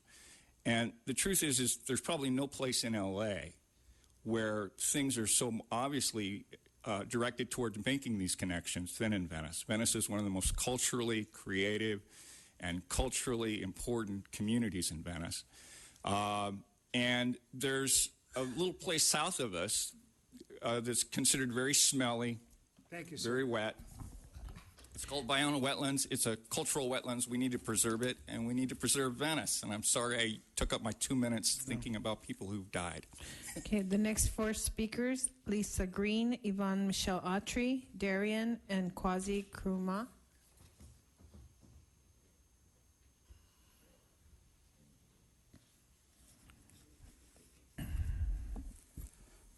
Good morning, Commission. I'm Lisa Green of Venice. I'm an artist. Morning. I'm also what you call the face of Occupy Venice. If you're looking for us, we welcome you. We love you. There's a couple things I want to talk about quickly. Perception matters. My father was a policeman. I love my dad dearly. Not here, in Florida. And when I was a kid, I saw stuff by certain people in the police department. I didn't know it was racist till somebody told me. That's what you call racism. And I was like, oh, wow, that's not okay.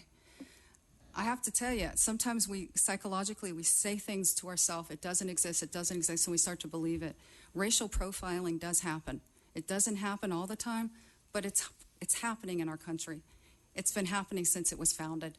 And we have to own it, we have to talk about the truth, and we have to really look in our psychology at what's happening and what we're doing to each other.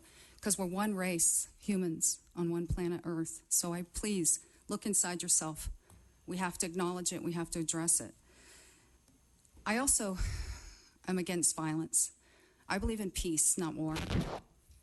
I'm very concerned about drones because it's not a war game. We're humans. This is our planet Earth, our Mother Earth, and we're killing ourselves. She'll live. Will we? So please, let's think about what we're doing here. I'm reaching into your hearts. My goddaughter, one of 6, a beautiful black child. All 6 of my godchildren are black because Black Lives Matter. She was at the Ron Weekly Jr. press conference, and her sign, when she was 5, she did this on her own. You can't see it with your eyes, but you can feel it. We demand peace from our police. And this 5-year-old black child picked that sign up because she felt it in her heart. She loves everyone, and she's asking us to reach inside our hearts and our souls and take care of each other. Yvonne Michelle Autry.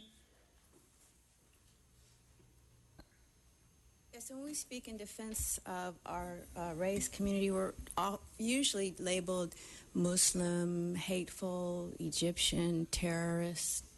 The Citizens Commissions on Human Rights has continually exposed not only covert, illegal human experiments financed by the American government, but also the attempt to smear the image of those who are not only survivors, but those who are exposing these government federally funded special test sites, special projects that most of you are probably aware of because they're highly classified. So you justify it again by labeling yourself the Jewish people, or again, I'm not anti-Semitic, but those in power who have a right to experiment on torture, causing incredible pain to those, again, who you cannot control. And this actually transcends race. This is spiritual attacks. Again, you fear loss of power, the use of drones, implementation of drones is also used towards that end, and damaging, disabling people so that we are not competitive with the white people. During slavery, black people were bred for sex, for the bed, for pleasure, for large, strong, muscular capability in the field, and that has not changed as the Bible was justified. The Bible was used to justify that, what I call, it's kind of eugenics. So I just like to expose this type of extermination and the police, CIA, FBI, Secret Services, Black Ops, Special Ops role in in this process. Not only are the police shooting black men point blank range, beating black women on the freeway, killing, and I know that these displays of hatred would not be televised if you did not want them to. That's how controlled the publicity is to instill fear in those of us that are still alive and walking upright. I am not a curse. Thank you. Do you understand that? Darian? Hello, my name is Darian James. I'm here speaking for myself and with LA CAN. I just want to add on, because we went through the Inspector General's audit there. If you guys found a way to get rid of racism in the police department, you ought to pat yourselves on the back. Right? Didn't happen. Didn't happen. Didn't happen. Suicide by cop, I want to add on to that too, because that was brought up in the agenda. Right? Suicide means you killed yourself. A cop kills you, it didn't happen. The reality is it didn't happen. It's not suicide, right? No matter what the reason was, if this person gets killed by a cop, you can't bring in a psychiatrist after he's dead and make a psychological assessment and determine that that was suicide, right? That suicide by cop started maybe 20 years ago, right? And it just doesn't sit well with most people in the public. Suicide means you killed yourself, period. Ezell Ford, I believe I saw you, Chief Beck, on television, and the audit, what do you call that? The coroner's report came out, right? Right. He has a gunshot wound in his back with powder burns. Okay, so you've been looking at this for a long time, right? Gunshot wound in his back with powder burns, right? I believe that somehow or another you're going to find a way to pass this through without an investigation, right? The police investigating themselves, suicide by cop, no racism, police don't investigate themselves too well. You got to turn this over. You got to turn this over, right? I just want to add, I'm running out of time, O'Connell. I witnessed that for over 2 hours, right? You sent cops there, unmarked cops, about 40 unmarked cars. You sent SWAT team, a whole SWAT team, and you shot an unarmed man off the roof. He climbed down off the ladder, and you still shot him. Kwasi Nkrumah. And then the final three speakers, Tut Hayes, Chris White, and Hamid Khan.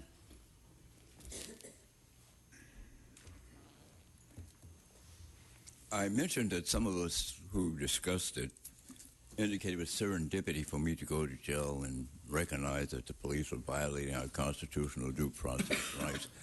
Because for years, that jail had been open and no one had noticed it except when I got there. Turned out to be the same case when I got to 77th Street. Now, it wasn't really entrapment because I had no desire or intention to go to jail, all right? And didn't think I'd get ill treatment or I'd find anything out of sorts. But it might have been enticing for police to do what they did because I'm a marked man. I know that. There's no question about that. But what I related to you earlier was that you all have heard about this, but there's been no change. It doesn't seem to be that complicated to me. It doesn't seem to be that devastating to me either. I don't know what's going on. No one discusses it with me. But I would hope there'll be some remedy. I have not gone to the ACLU or defense attorneys about this. Can you imagine what they would do if they pointed out that not one defendant for years had ever gotten their due process right to make that phone call to their attorney? That's what it amounts to. But anyway, P.T. Barnum says you can't cheat an honest man. I don't believe the department is honest, from the commissioners to the chief inspector general. Chief Mike, you can get away. Anyway, so it's all on you folks. You've heard it, the pronouncement. You heard my accusations, and there's a paper trail. The fire department knows that I painted. And they took me in, and they took me to a hospital on several occasions. See if you can corrupt the fire department.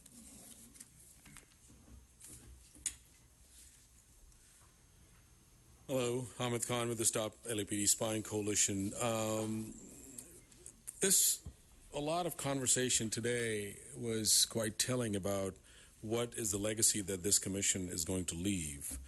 But you have an opportunity here. And I think one of the key missing links is that there is not a whole lot of understanding by the commission on what is really going on. What is happening is that counterterrorism programs and national security imperatives are getting increasingly codified into domestic policing. And that is really the key, the crux of the matter.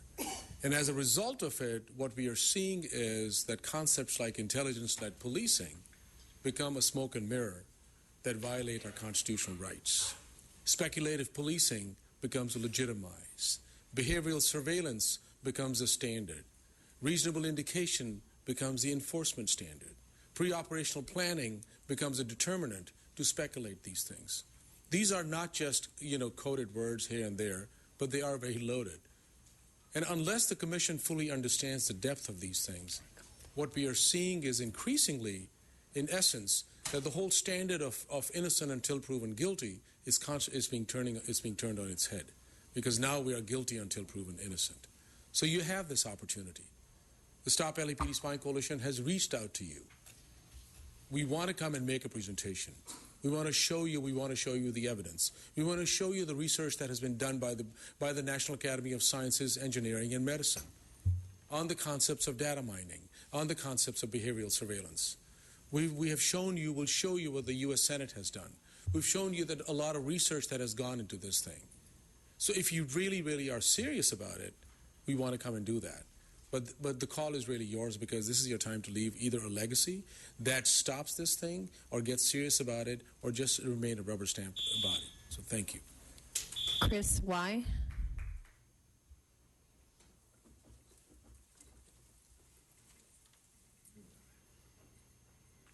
Thank you once again, Mr. President, members of the Commission, Chief Beck, members of the audience. I know a lot of times you get a lot of negative from the public about what you didn't do right, but I'm going to take one moment to tell you the police department, they did something right. I was out here camping out like I've been for the last 40 days, and I woke up to the hearing of shotguns and police sirens, and I thought maybe they'd come to get me. But they didn't. They were chasing a stolen vehicle, and it happens to crash right in front of me, and I got the first seat to see everything. And the officers acted with great restraint, and they were very professional. I was impressed. Actually, I was proud. Normally, after the end of a chase, the officers are so hyped up and so angry that usually they exert extra violence on the suspect. In this case, they did not. They were calm. They were professional. They ordered them on the ground. They handcuffed them, and they took them away. And so I thought maybe you want to know firsthand, someone who saw it firsthand, what their impressions were. I was impressed. I was pleased. They followed the law. They followed their policy. They did a good job. And I thank you for the opportunity to share it with you. There are no other comment cards. We're now on item number 10. Closed session items. The Board of Police Commissioners will now recess into closed session to discuss item number 10A1 in accordance with Government Code 54957.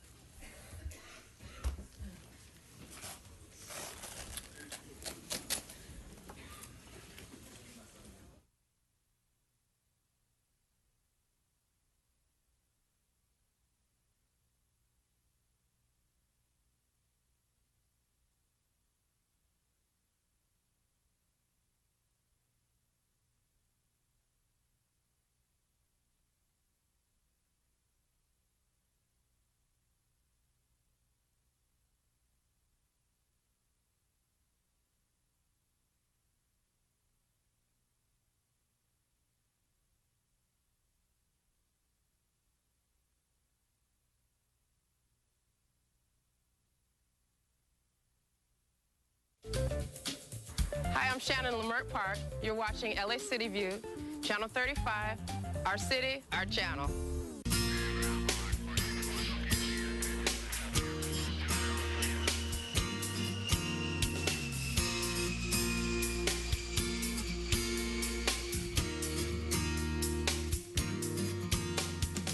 In November November 2012, work commenced on the largest and most ambitious runway maintenance project at Van Nuys Airport in over half a century. A $20.5 million plan to rehabilitate its historic 8,000-foot main runway, 16 right, in just 9 months. A runway where state-of-the-art business jets destined for distant corners of the world arrive and depart 24 hours a day. At an airport where more general aviation aircraft take off and land than almost anywhere on Earth. The mission? Modernize the runway to meet current Federal Aviation Administration design standards, achieve a 20-year lifespan, and preserve Van Nuys Airport's world-class status. The challenge? Dramatically limit the number of days the runway will be